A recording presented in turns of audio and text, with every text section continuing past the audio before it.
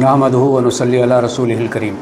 ساری تعریفیں اللہ رب بزرگ و برتر کے لیے ہے۔ درود و سلام ہوں اللہ کے آخری نبی احمد مصطفیٰ محمد مصطفیٰ صلی اللہ علیہ وسلم کی ذات گرامی پر۔ 21ویں پارے کی سمری تلخیص رکھنا ہے۔ سورہ عنکبوت کا تسلسل چل رہا ہے۔ 5ویں رکوع میں اللہ تبارک و تعالیٰ نے یہ بات ارشاد فرمائی کہ اس کتاب کی تلاوت کرو اور نماز قائم کرو۔ نماز بے شک برائیوں سے روکتی ہے، فحشاء سے روکتی ہے، اور اللہ کا ذکر اس سے بھی بڑی بات ہے۔ اللہ تبارک و تعالیٰ نے کتاب کی تلاوت کرنے کے لیے کہا۔ اس کا مطلب یہ ہے کہ کتاب نازل ہوئی ہے تو یہ صرف اس پر ایمان لانا کافی نہیں ہے، بلکہ اس سے بڑھ کے آگے اس کی تلاوت کرنا ضروری ہے۔ اللہ تبارک و تعالیٰ نے حکم کیا کہ اس کتاب کی تلاوت کرو اور اس کے بعد نماز کو قائم کرنا ہے۔ اور نماز کا فائدہ اللہ تبارک و تعالیٰ نے بتایا کہ نماز انسان کو برائیوں سے اور برے کاموں سے، فحشاء سے روک دیتی ہے، اور ایک اچھی سیرت اور کردار کا انسان اللہ تبارک و تعالیٰ نماز کے ذریعے سے انسان مسلمان کو بناتا ہے۔ اور اصل جو چیز ہے اس میں نماز میں اللہ تبارک و تعالیٰ نے ارشاد فرمایا وہ اللہ کا ذکر اس سے بھی بڑی چیز ہے۔ یعنی نماز میں جو چیزیں ہم پڑھتے ہیں اس میں سب سے زیادہ جو چیز پڑھتے ہیں وہ قرآن مجید ہے، قرآن مجید کی تلاوت ہے۔ تو اللہ تبارک و تعالیٰ نے یہاں یہ بات ارشاد فرمائی کہ اس میں تم جو قرآن مجید کی تلاوت کرتے ہو، ذکر کرتے ہو، یہ نماز سے بھی بڑی چیز ہے، اور وہ اصل چیز ہے نماز کی جو اللہ تبارک و تعالیٰ نے ارشاد فرمائی۔ اور اس کے بعد اللہ تعالیٰ نے ارشاد فرمایا اے نبی تم اس سے پہلے کوئی کتاب نہ ہاتھ سے اپنے لکھتے تھے اور نہ ہی تم کوئی کتاب پڑھتے تھے۔ اللہ تبارک و تعالیٰ نے تم پر یہ پیغام نازل کر دیا ہے۔ اور اگر ایسا ہوتا کہ اللہ کے رسول صلی اللہ علیہ وسلم پڑھتے تھے یا لکھتے تھے تو پھر لوگ اس میں شک کر سکتے تھے کہ اللہ کے رسول صلی اللہ علیہ وسلم کو پڑھنا آتا ہے، لکھنا آتا ہے، آپ نے کہیں سے پڑھ کر کے، لکھ کر کے، لا کر کے یہ قرآن مجید ہم کو سنا رہے ہیں۔ لیکن سارے لوگ مکہ کے جانتے تھے کہ اللہ کے رسول نبی کریم صلی اللہ علیہ وسلم کو پڑھنے بھی نہیں آتا تھا اور لکھنے بھی نہیں آتا تھا، آپ نہیں سیکھے تھے۔ اور اکثر و بیشتر اس زمانے میں آج جس طرح سے پڑھائی لکھائی عام ہے معاشرے میں، اسکولس ہیں، سب کچھ ہے، پڑھتے ہیں لوگ، اس وقت میں جو ہے نا ایسا کوئی انتظام پڑھائی لکھائی کا نہیں تھا۔ صرف چند افراد تھے گنے چنے، انگلیوں پر گن سکتے تھے سارے مکہ میں جو لوگ پڑھے لکھے تھے، جن کو پڑھنا اور لکھنا آتا تھا۔ تو اسی لیے اللہ کے رسول صلی اللہ علیہ وسلم بھی پڑھے لکھے نہیں تھے، اور یہ اللہ تبارک و تعالیٰ کی طرف سے آپ کے لیے جو ہے نا ایک انتظام تھا کہ آپ پڑھے لکھے نہیں تھے، اور اگر پڑھے لکھے ہوتے تو قوم جو ہے نا یہ اعتراض آپ پر کرتی، اور اعتراض آپ پر ثابت ہو جاتا کہ آپ تو پڑھی لکھی ہستی ہیں اور آپ جو ہے نا کہیں سے پڑھ کر کے، لکھ کر کے، لا کر کے ہمیں قرآن مجید سناتے ہیں۔ تو کس طرح سے دیکھیں معجزے کے طور پر اللہ تبارک و تعالیٰ نے نبی کریم صلی اللہ علیہ وسلم کو منتخب کیا اور پہلے سے اس بات کا انتظام کر دیا کہ آپ پڑھے لکھے نہیں ہوں۔ اور حتیٰ کہ صلح حدیبیہ میں جب اللہ کے رسول صلی اللہ علیہ وسلم ہجرت کر کے گئے، اس کے بعد 6 ہجری میں صلح حدیبیہ ہوئی، اور وہاں پر اگریمنٹ لکھا گیا مشرکین اور مسلمانوں کے درمیان میں۔ تو اس وقت میں اللہ کے رسول صلی اللہ علیہ وسلم سے جو مشرکین کی طرف سے سفیر آیا تھا، اس نے لکھایا تھا اور صحابہ کرام لکھ رہے تھے، تو وہاں پر محمد الرسول اللہ لکھا گیا۔ تو مشرکین نے اعتراض کیا اگر ہم آپ کو رسول اللہ مان لیں تو پھر جو ہے نا ہمارے آپ کے درمیان میں لڑائی جھگڑا کیوں ہوگا؟ تو انہوں نے کہا کہ یہ رسول اللہ کاٹ دیجئے۔ تو جو صحابی لکھ رہے تھے ان کو یہ گوارا نہیں ہوا کہ ان کا ایمان اتنا پختہ تھا اللہ کے رسول پر کہ وہ جو ہے نا نہیں چاہتے تھے کہ رسول اللہ کٹ کر دے۔ تو اللہ کے رسول نے کہا کہ ٹھیک ہے، لاؤ مجھے بتاؤ کہ کہاں پر ہے، میں کاٹ دوں۔ تو اس طرح سے ہمیں اس بات کا پتہ چلتا ہے کہ اللہ تبارک و تعالیٰ نے اللہ کے رسول کو یہ معجزانہ کلام دینے کے لیے پہلے سے ہی تیار کر کے پریپیئر کر کے رکھا تھا، اور پڑھے لکھے نہیں تھے، اور اللہ تبارک و تعالیٰ نے ایک بہترین کلام جو پڑھا لکھا شخص بھی ہو تو بھی اس طرح سے پیش نہیں کر سکتا، اتنا بہترین کلام اللہ کے رسول صلی اللہ علیہ وسلم لوگوں کے سامنے پیش کر رہے تھے۔ اسی لیے اللہ تعالیٰ نے ارشاد فرمایا کہ یہ روشن نشانیاں ہیں ان لوگوں کے دلوں میں جنہیں علم بخشا گیا ہے۔ جو لوگ علم والے ہیں، سوچ و سمجھ رکھتے ہیں، غور و فکر کرتے ہیں، ان کے لیے جو ہے نا یہ کلام میں نشانیاں ان کو مل جاتی ہیں اور وہ اس پر ایمان لے آتے ہیں، اور ہماری آیات کا انکار نہیں کرتے، مگر وہ لوگ جو ظالم ہیں، جنہوں نے اپنے آپ پر ظلم کیا ہے، وہی لوگ جو ہے نا ان آیات کا انکار کرتے ہیں۔ لوگوں کے لیے ایک نشانی کافی ہے جو ہم نے تم پر نازل کی ہے، جو انہیں پڑھ کر سنائی جاتی ہے۔ اب لوگ مختلف نشانیاں مانگتے تھے، معجزات مانگتے تھے، پچھلے قوموں کے اور پچھلے رسولوں کے انہوں نے واقعات سنے، اور پچھلے کتابیں بھی موجود تھیں۔ تو یہ ساری چیزیں پڑھ کر کے، دیکھ کر کے اللہ کے رسول صلی اللہ علیہ وسلم سے بھی روزانہ قوم مطالبہ کرتی تھی کہ ہمارے سامنے نشانیاں، معجزات پیش کرو۔ تو اللہ تبارک و تعالیٰ نے کہا کہ لوگوں کے لیے یہ ایک کلام کافی ہے معجزے کے طور پر پیش کرنے کے لیے، اگر لوگ سوچنے اور سمجھنے کے لیے تیار ہوں۔ اور اگر وہ سوچتے سمجھتے ہی نہیں ہوں، اس پہ غور و فکر ہی نہیں کرتے ہوں، اس کو سننے کے لیے تیار نہیں ہوں، تو پھر ان کے سامنے کتنے ہی معجزات لا کر کے رکھ دیے جائیں، پھر بھی وہ ظالم ایمان لانے والے نہیں ہوں گے۔ رکوع 6 میں اللہ تعالیٰ نے ارشاد فرمایا باطل کو ماننے اور کفر کرنے والے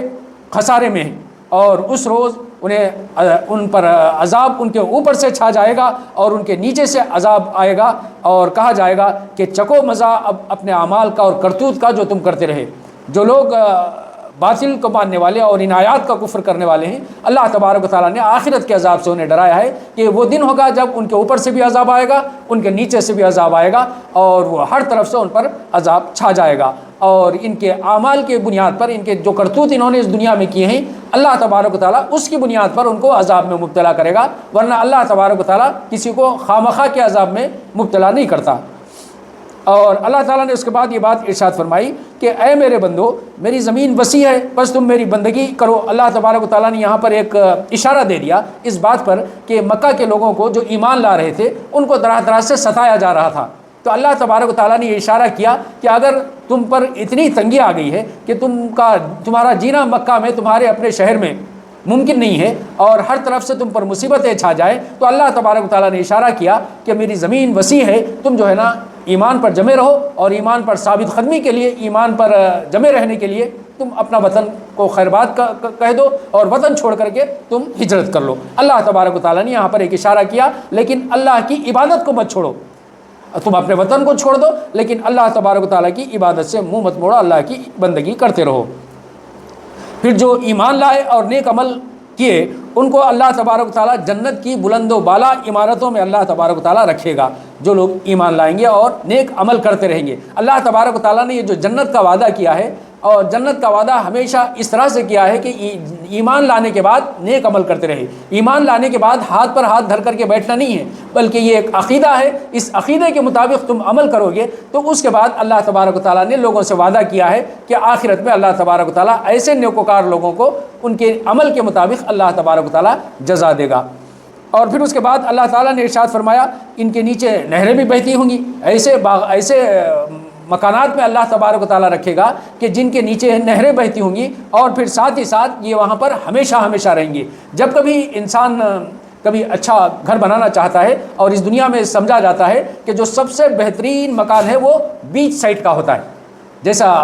بڑے بڑے سٹیز میں بڑے بڑی بلند بلند عمارتیں ہوتی ہیں، تو وہاں پر فلیٹس لینا چاہتے ہیں لوگ، تو فلیٹس جو ہے نا جو سمندر کے کنارے ہوتے ہیں، جہاں سے نظارہ سمندر کا ہوتا ہے، اس کو پریفر کرتے ہیں۔ اللہ تبارک و تعالیٰ نے انسان کی اسی فطرت کے مطابق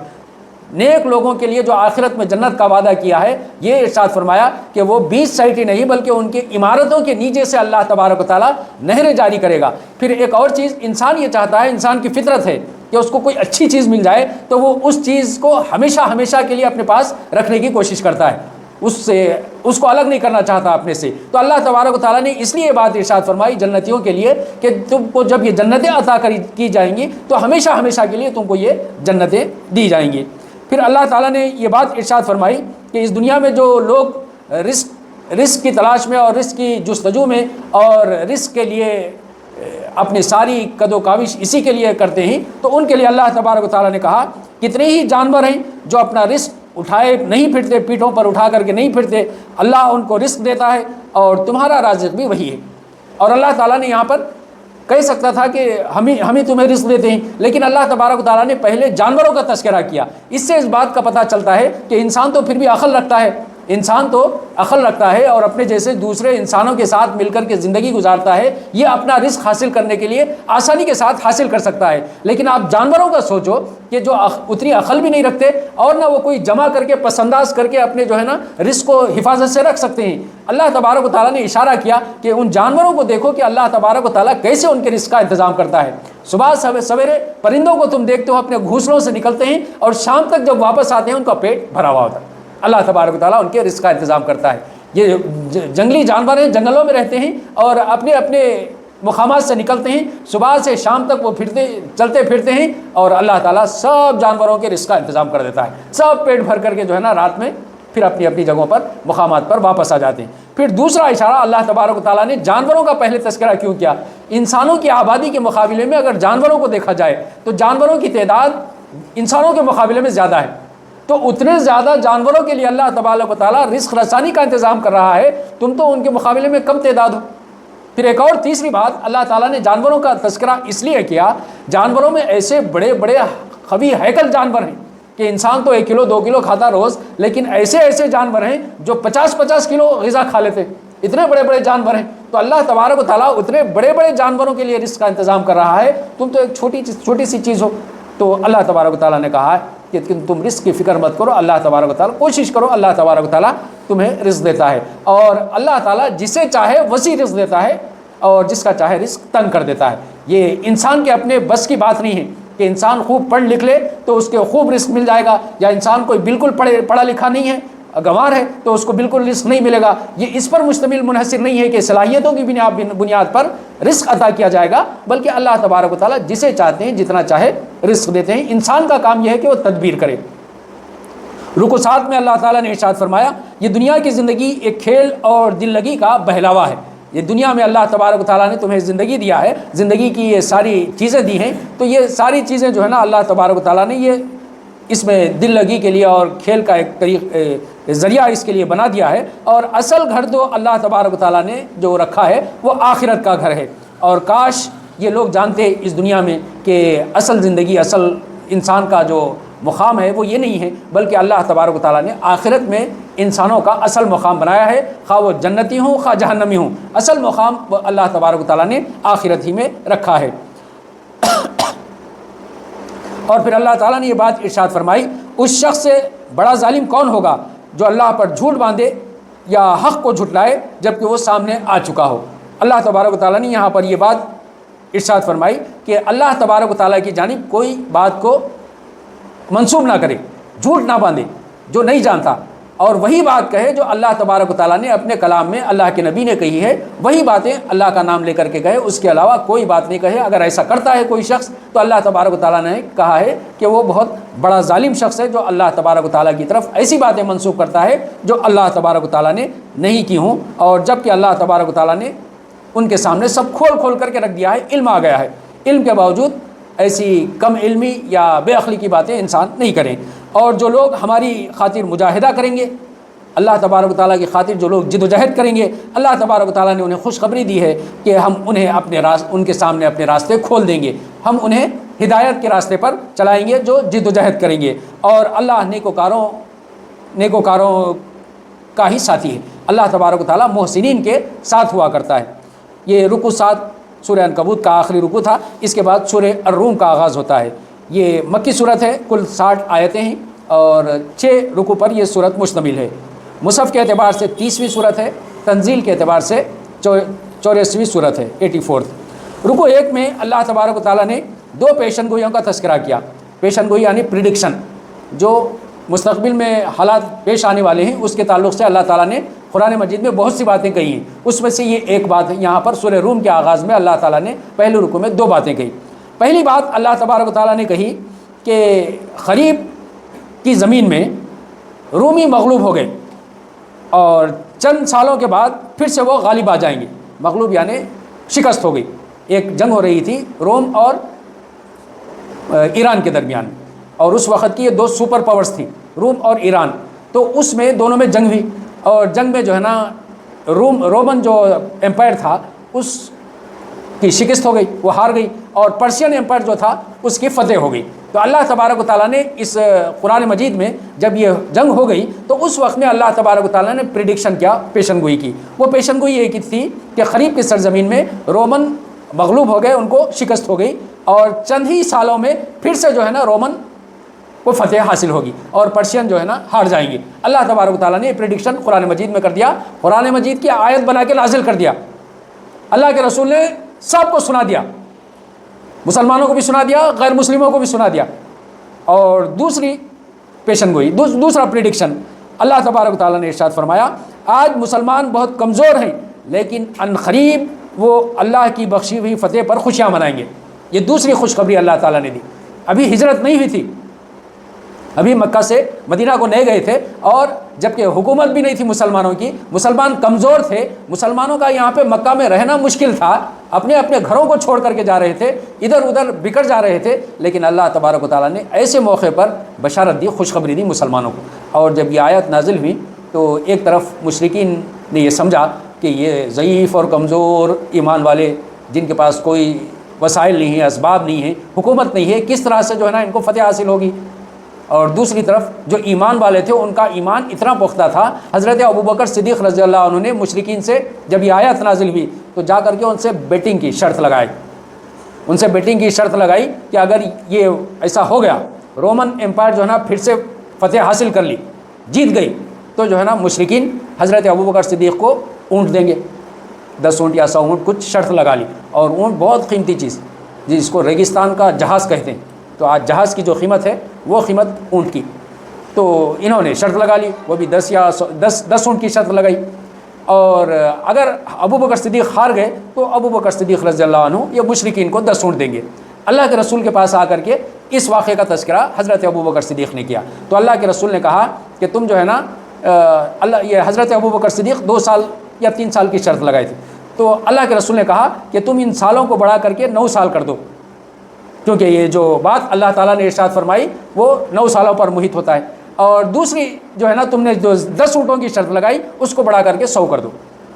حضرت ابوبکر صدیق کا ایمان دیکھیں، فوری مان گئے، جا کر کے پھر جو ہے نا اپنی شرط کو بدل کے بول دیے کہ یہ 2 سال کے بجائے 9 سال تک، 9 سال میں کبھی بھی یہ جنگ ہو سکتی، اور پھر جو ہے نا ایران کو ہار ہوتی اور روم کو فتح ہوتی، اور اونٹوں کی جگہ 10 کی جگہ 100 مان لیے۔ اس کے بعد ہجرت ہوئی، ہجرت کے بعد غزوہ بدر کا وقت آیا، تو غزوہ بدر کے وقت میں اللہ تبارک و تعالیٰ نے یہ جو 2 پریڈکشن کیے تھے دونوں کے دونوں پورے ہو گئے، مسلمانوں کو بھی فتح دے دی اللہ تبارک و تعالیٰ نے بدر میں، اور دوسری طرف پھر سے جنگ ہوئی ایران میں اور روم میں، اور اس وقت میں ایران کو شکست ہو گئی اور روم کو غلبہ مل گیا، اور حضرت ابوبکر صدیق کو وہ اونٹ مل گئے، 100 اونٹ شرط لگائی تھی۔ تو جس وقت میں شرط لگائی گئی تھی اس وقت میں 2 طرفہ بیٹنگ کرنا جائز تھا، یعنی ناجائز نہیں ہوا تھا، ابھی اس کو ناجائز نہیں کرے تھے، تو اس لیے جب شرط لگا لیے تھے، لیکن اب جب یہ جیت گئے تو اس وقت میں شرط کا ختم ہو گیا۔ شریعت میں 2 طرف سے شرط بیٹنگ نہیں لگا سکتے، جوا بولتے نا اس کو، یہ جوا نہیں کھیل سکتے۔ تو آج جیسا ہوتا ہے نا بڑے بڑے میچ آپ ہے تو جوا لگاتے نا، یہ سب ناجائز ہے۔ تو جب اللہ کے رسول ابوبکر صدیق جیت گئے تو اس وقت میں شریعت میں اس کو حرام کر دیا گیا، تو اس وقت میں حضرت ابوبکر صدیق نے وہ اونٹ لیا اور خیرات کر دیے، خرچ کر دیا، اپنے استعمال میں نہیں لائے۔ تو اس طرح سے اللہ تبارک و تعالیٰ نے قرآن مجید کو کی جو حقیقت ہے، قرآن مجید اللہ کا کلام ہے، یہ کوئی ایسے پیشن گویا نہیں کر سکتا، اور جو پیشن گوئی جس طرح سے کی گئی وہ پوری ہو جائے یہ ہر ایک کے بس کی بات نہیں ہے۔ اللہ تبارک و تعالیٰ نے اس قرآن مجید کو جو آیات اس میں نازل کی ہیں وہ من و عن وہ پوری ہونی ہیں۔ اور اس کے بعد اللہ تعالیٰ نے ارشاد فرمایا یہ اللہ کے وعدے ہیں، اللہ اپنے وعدوں کی خلاف ورزی کبھی نہیں کرتا، اللہ نے وعدہ کر لیا یہ اور پورا ہو گیا وہ وعدہ۔ اور لوگ دنیا کی زندگی کا بس ظاہری پہلو جانتے ہیں اور آخرت سے خود ہی غافل ہیں، یعنی آخرت کی غفلت کی وجہ سے جو ہے نا یہ دنیا کے ظاہری چمک دمک کو دیکھ کر کے لوگ جو ہے نا اسی میں گم ہو جاتے ہیں اور آخرت کو بھلا بیٹھتے ہیں۔ اس کے بعد رکوع 2 میں اللہ تبارک و تعالیٰ نے ارشاد فرمایا جب وہ ساعت برپا ہوگی اس دن مجرم حق دک رہ جائیں گے، ان کے ٹھہرائے ہوئے شریکوں میں سے کوئی ان کا سفارشی نہ ہوگا۔ یعنی جب عذاب کا دن آئے گا، اللہ تبارک و تعالیٰ اس دنیا کو ختم کریں گے، قیامت کا دن آئے گا، تو اس وقت قیامت اچانک ایک آ جائے گی، کسی کو پتہ نہیں چلے گا۔ ایسا نہیں ہے کہ پہلے سے بول کر کے آئے گی، البتہ اللہ کے رسول صلی اللہ علیہ وسلم نے قرب قیامت کی نشانیاں بتائی ہیں، لیکن قرب قیامت کا وقت نہیں بتایا کہ فلاں وقت میں قیامت آ جائے گی۔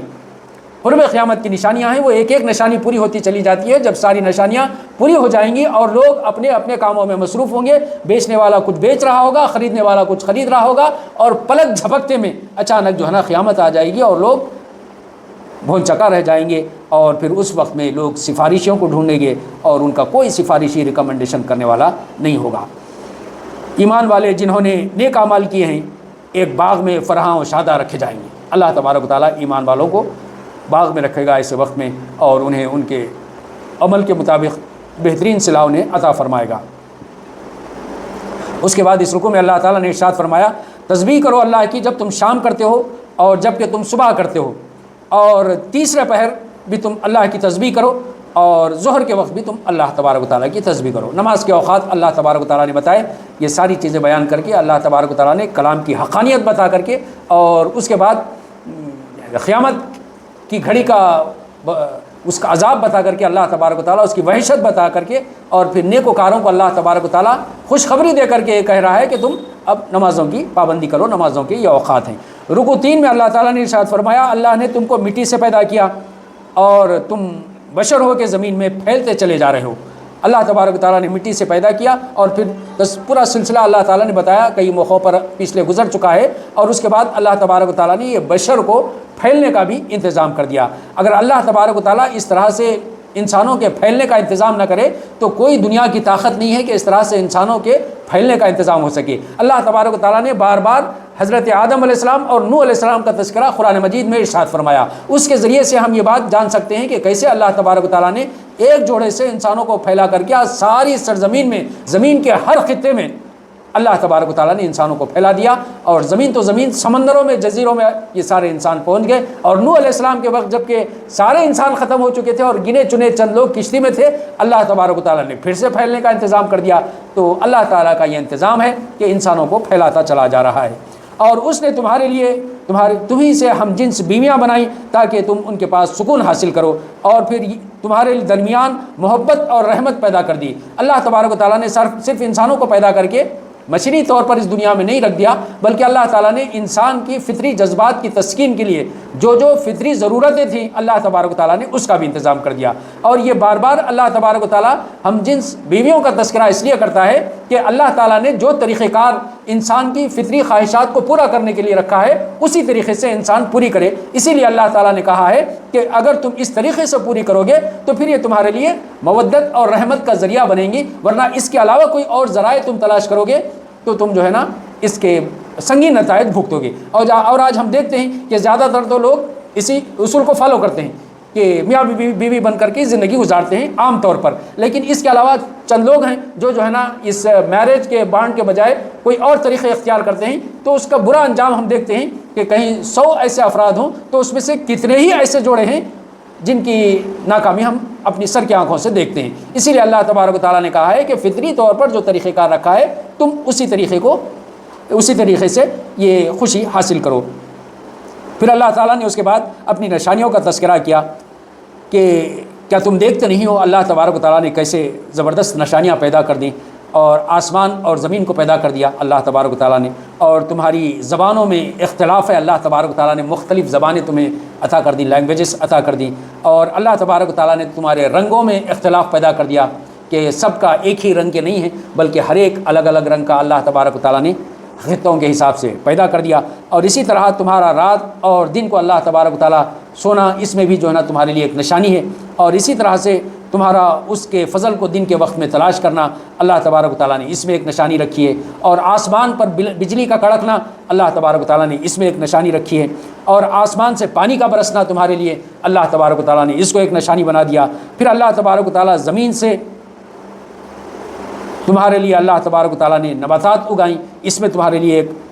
نشانی رکھی، اور اسی زمین سے تم کو اٹھایا جائے گا، اس میں تمہارے لیے ایک نشانی ہے۔ اور یہ سب نشانیاں اللہ تبارک و تعالیٰ نے تمہارے لیے زمین میں پھیلا کر رکھی ہیں۔ وہ ایک ہی آواز دے گا آخرت میں، اور تم سب فوج در فوج نکل آؤ گے اور اس کی جانب رواں دواں ہو جاؤ گے۔ یعنی اللہ تبارک و تعالیٰ جب آخرت میں سارے انسان کو اٹھائے گا اور آخری سور پھونک دیا جائے گا، 3 سور پھونکے جائیں گے، 3 سور میں سے ایک سور پھونکا جائے گا جو سورہ حج کی ابتدائی آیت میں اللہ تعالیٰ نے ارشاد فرمایا جب سارے لوگ مدہوش ہو جائیں گے، اور دوسرا سور پھونکا جائے گا جب سارے لوگ جتنی مخلوقات ہیں سب کو موت آ جائے گی، اور تیسرا سور پھونکا جائے گا تو اس وقت میں سارے لوگ اٹھ کر کے پھر اللہ تبارک و تعالیٰ کی جانب حشر کے میدان میں سب رواں دواں روانہ ہو جائیں گے۔ رکوع 4 میں اللہ تعالیٰ نے ارشاد فرمایا تمہیں اپنی ذات میں سے ایک مثال اللہ تبارک و تعالیٰ دیتا ہے، وہ مثال یہ ہے کہ اللہ کے ساتھ شریک بنانے والوں ذرا سوچو، کیا تمہارے غلام ایسے بھی ہیں جو مال و دولت میں تمہارے برابر کے شریک ہوں؟ یعنی مالک کبھی کوئی ایسا کرتا ہے کہ وہ اپنی محنت کی کمائی کماتا ہے اور اپنے غلام کو بھی اس میں برابر کا شریک کر دیتا ہے؟ ایسا کبھی نہیں ہو سکتا۔ نوکر ہی ہوتا ہے، مالک اپنے مال میں اس کو کبھی شریک نہیں کرتا، اس کی تنخواہ دیتا، معاوضہ دے دیتا، اجرت دے دیتا، زیادہ سے زیادہ بونس دے دیتا، لیکن کبھی کوئی مالک ایسا نہیں کرتا کہ جو ہے نا اپنے غلام کو یا نوکر کو ملازم کو جو ہے نا اپنے میں حصے دار شریک کر لے اور برابر کا پارٹنر بنا لے، ایسا کبھی نہیں ہوتا، کوئی نہیں کرتا۔ تو اللہ تبارک و تعالیٰ نے لوگوں سے کہا ہے جو اللہ کی ذات میں شریک کرتے ہیں لوگوں دوسرے معبودان باطل کو، وہ تم کس طرح سے اللہ کی ذات میں شریک کرتے ہو جبکہ خلق ساری اللہ کی ہے، سب کو اللہ نے پیدا کیا ہے، ساری ملکیت اللہ تبارک و تعالیٰ کی ہے، تم اپنی چھوٹی ملکیت میں کسی کو دوسرے کو شامل نہیں کرتے، تو اتنی بڑی ملکیت میں کسی کو بھی تم شامل کر کے اس معبودان باطل کی عبادت کرتے ہو۔ تم ذرا سوچو، اگر تم عقل رکھتے ہو۔ لوگوں کا حال یہ ہے کہ مصیبتوں میں اللہ کی طرف رجوع کرتے ہیں، جب مصیبتیں آتی ہیں تو اللہ تبارک و تعالیٰ کو پکارتے ہیں، اور جب اللہ تبارک و تعالیٰ ان پر رحمتیں برساتا ہے تو اس وقت میں جو ہے نا شرک کرنے لگتے ہیں۔ اچھا مزے کر لو، ان قریب اللہ تبارک و تعالیٰ تمہیں بتا دے گا کہ تم کیا کرتے رہے ہو۔ اور یہاں پر اللہ تعالیٰ نے ہمیں اس جانب متوجہ کیا ہے کہ جب مصیبت آتی ہے تو مشرکین مکہ بھی اللہ ہی کو، سب معبودان باطل کو چھوڑ کے اللہ کو پکارا کرتے تھے، اور آج ہم بھی جب ہم پر مصیبت آتی ہے تو ہم اللہ کو خوب پکارتے ہیں، اللہ کی جانب پلٹتے ہیں۔ کبھی ہم مصیبت میں مبتلا ہوتے ہیں تو نمازیں پڑھنے لگتے ہیں اور نیک کام کرنے لگتے ہیں، لیکن اللہ تبارک و تعالیٰ جب ہمیں عطا کرتا ہے، رحمتیں ملتی ہیں، تو اس وقت میں ہم میں سے بعض ایسے لوگ ہیں جو بھول جاتے ہیں۔ تو ایسا نہیں ہونا چاہیے۔ ہم اللہ تبارک و تعالیٰ کو مصیبتوں میں بھی پکاریں، جب اللہ کی نعمتیں ہوں تب بھی اللہ تبارک و تعالیٰ کی جانب رجوع کریں اور اللہ تبارک و تعالیٰ کا شکر ادا کرتے رہیں۔ اسی لیے اللہ تعالیٰ نے نبیوں کے واقعات کا تذکرہ تسلسل کے ساتھ بار بار کیا ہے کہ نبیوں کی کیا صفات تھی، کس طرح سے انہوں نے مصیبتوں پر صبر کیا اور جب انہیں نعمتیں ملی تو اس وقت میں شکر کیا۔ اور اللہ کے رسول صلی اللہ علیہ وسلم نے اسی کو یہ بات ارشاد فرمائی کہ مومن کا حال بھی عجیب ہے کہ وہ ہر حال میں فائدے میں رہتا ہے، جب مصیبتیں آتی ہیں تو اس پر صبر کرتا ہے، اور جب نعمتیں ملتی ہیں تو اس پر شکر کرتا ہے، اور دونوں حالتوں میں اللہ تبارک و تعالیٰ کی نعمتوں کو وہ پاتا ہے، اللہ تبارک و تعالیٰ کا اجر پاتا ہے۔ پھر اللہ تعالیٰ نے ارشاد فرمایا جو سود تم دیتے ہو تاکہ وہ لوگوں کے اموال میں سود لیتے ہو، جو اموال میں مل کر کے جو ہے نا وہ بڑا چڑھا کر کے تمہیں واپس مل جائے، وہ اللہ تبارک و تعالیٰ کے پاس وہ نہیں بڑھتا، اور جو زکوٰۃ تم دیتے ہو اللہ تبارک و تعالیٰ کے پاس خوشنودی کے لیے، وہ اللہ تبارک و تعالیٰ اس کو بڑھاتا ہے۔ یہاں سود کے مختلف مقامات پر اللہ تبارک و تعالیٰ نے تذکرہ کیا، اور لوگ سمجھتے ہیں کہ جو ہے نا یہ سود اگر ہم لیں گے تو ہمارے اموال بڑھ جائیں گے، لیکن آج ہم دیکھ رہے ہیں، اور اگر کوئی بغور مطالعہ کرے تو جو اکنامک سسٹم ہے، فائنانشیل سسٹم ہے دنیا کا، اس میں جہاں جہاں انٹرسٹ بیس اکنامی ہے تو وہاں پر جو ہے نا ایک سرٹن لمٹ تک وہ اکنامی بڑھتی ہے، اور اس کے بعد جو ہے نا لمیٹڈ حد تک جو ہے نا چند لوگوں تک یہ اکنامی جو فلورش ہوتی ہے اور چند لوگوں کو اس کا فائدہ ہوتا ہے، اور عام عوام جنتا جو ہوتی ہے بکثرت لوگ اس فائنانشیل سسٹم کی وجہ سے جو ہے نا مسائل کا شکار ہوتے ہیں۔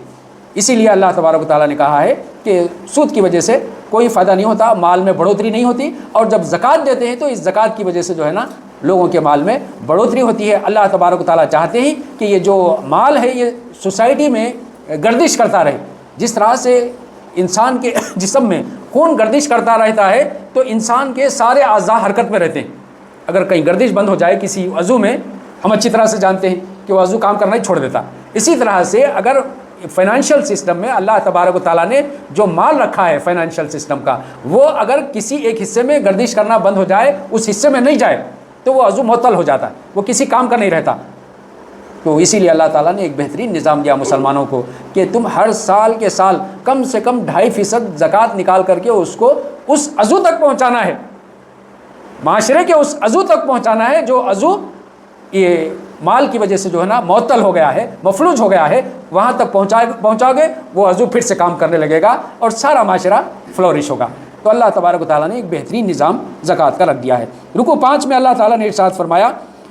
خشکی اور تری میں فساد برپا ہو گیا لوگوں کی اپنی کمائی کی وجہ سے۔ اللہ تبارک و تعالیٰ کی وجہ سے کوئی مصیبتیں نہیں آئی دنیا پر۔ اللہ تبارک و تعالیٰ یہ نہیں چاہتا کہ بندے مصیبتوں میں مبتلا ہوں، اور یہ انسانوں کے اپنے کرتوت ہیں اور انسانوں کے اپنے کارنامے ہیں جس کی وجہ سے یہاں پر جو ہے نا کوئی بھی مسئلے پیدا ہوتے ہیں اور فساد برپا ہوتا ہے۔ اب آپ لوگ پڑھتے ہیں سارے لوگ، اور اب تو یہ کمپلسری ہو گیا، انوائرمنٹل پولیوشن کے جو ایگزامس ہوتے ہیں نا یہ کمپلسری کر دیا نا، تو ہم دیکھتے ہیں کہ کیسے پولیوشن ہوتا ہے اور اس کا پولیوشن کے کازز کیا ہوتے ہیں، کس وجہ سے پولیوشن ہوتا ہے۔ اللہ تبارک و تعالیٰ نے جو فطری طور پر یہ کائنات کا نظام رکھا ہے، اب اس کے تحت اگر ہم نظام کو چلائیں، اللہ تبارک و تعالیٰ کی ہدایت کے مطابق چلائیں، تو یہاں پر کوئی پولیوشن نہیں ہوگا، کوئی پولیوشن نہیں ہوگا۔ اور یہ انسانوں کے اپنے کرتوت اور کارنامے ہیں کہ جو ہے نا اللہ کے تبارک و تعالیٰ کے جو فطری طریقے ہیں اس طریقہ کار میں مداخلت کرتا ہے۔ وہ طریقوں کو نہیں اپناتا، دوسرے طریقے اپناتا ہے، جس کی وجہ سے سارا معاشرہ پولیوٹ ہو جاتا ہے، سارا انوائرمنٹ پولوشن کا شکار ہو جاتا ہے۔ تو اللہ تبارک و تعالیٰ نے ارشاد فرما دیا کہ سارے جو ہے نا فساد پیدا ہوتا ہے انسان کے اپنے کرتوت کی وجہ سے، اور یہ اس لیے ہے تاکہ ان کو مزہ چکھائے ان کے بعض اعمال کا، شاید کہ وہ باز آ جائیں۔ اللہ تبارک و تعالیٰ نے کہا ہے کہ ان کے بعض عمل کی وجہ سے پولوشن ہو رہا، تو وہ جو عمل کی وجہ سے پولوشن ہو رہا، اب انسان کا یہ کام ہے کہ وہ ان اعمال کو، ان کاموں کو چھوڑ دے، اور یہ پولوشن خود بخود ختم ہو جائے گا۔ رکوع 6 میں اللہ تعالیٰ نے ارشاد فرمایا، اللہ ہی تو ہے جس نے کمزوری کی حالت میں تمہاری ابتدا کی، اور پھر تمہاری پیدائش کی، اور پھر تمہیں قوت عطا فرمائی، اور پھر قوت سے تمہیں پھر سے کمزور کر دیا۔ اللہ تبارک و تعالیٰ نے یہاں پر انسان کا اپنی زندگی کے مرحلے ارشاد فرمائے کہ کمزوری کی حالت میں پیدا کیا، اور سارے جانداروں میں یہ انسان کا ایک بچہ ہی ایسا ہے جو سب سے کمزور ہوتا ہے۔ پیچھے ڈاکٹر صاحب بیٹھے انہوں دیکھ رہے ہیں، آنکھیں کھول کے، صحیح بول رہے ہیں۔ سارے انسانوں میں سب سے کمزور بچہ انسان کا کمزور ہوتا۔ جتنے جاندار ہیں آپ دیکھ لیجئے، پیدا ہونے کے ساتھ ہی جو ہے نا وہ پھدکنا شروع کر دیتا، اپنا کھانا پینا خود سے چکتا اور چلنا پھرنا شروع کر دیتا۔ اور بعض ایسے ہیں جو ٹائم لیتے ہیں، جتنا انسان کو ٹائم لگتا کسی اور دوسرے جاندار کو اتنا ٹائم نہیں لگتا اپنے بل بوتے پر اپنی غذا کا انتظام کرنے اور چلنے پھرنے کے قابل ہونے کے لیے۔ انسان کو بہت زیادہ کیئر کی ضرورت پڑتی ہے، اسی لیے اللہ تعالیٰ نے ارشاد فرمایا، ہم نے تمہاری پیدائش کی ابتدا کی کمزوری کی حالت میں، اور دیکھتے ہی دیکھتے اللہ تبارک و تعالیٰ نے اس کو اتنا قوی اور تندرست اور صلاحیتوں کا مالک بن گیا کہ بڑے بڑے جاندار بھی جو ہے نا اس سے زیادہ یہ قوی ہیکل اور انسان بن جاتا ہے، اور صلاحیتیں اس میں آ جاتی ہیں۔ اللہ تبارک و تعالیٰ نے کہاں سے کہاں انسان کو پہنچا دیا۔ ایک تو وہ کمزوری کی حالت تھی کہ چند گھنٹے اور چند منٹ اگر اب ماں اس پر توجہ نہیں دیتی تو جو ہے نا وہ اس کی زندگی وہیں پر ختم ہو جاتی، اور کہاں یہ پال پوس کر کے اللہ تبارک و تعالیٰ نے ایسے اس کو رشتے اور ناطے عطا کر دیے جو محبت کے ساتھ جو ہے نا اس کو پال پوس کر ایک توانا اور تندرست انسان بنا کر کے اٹھا دیتے،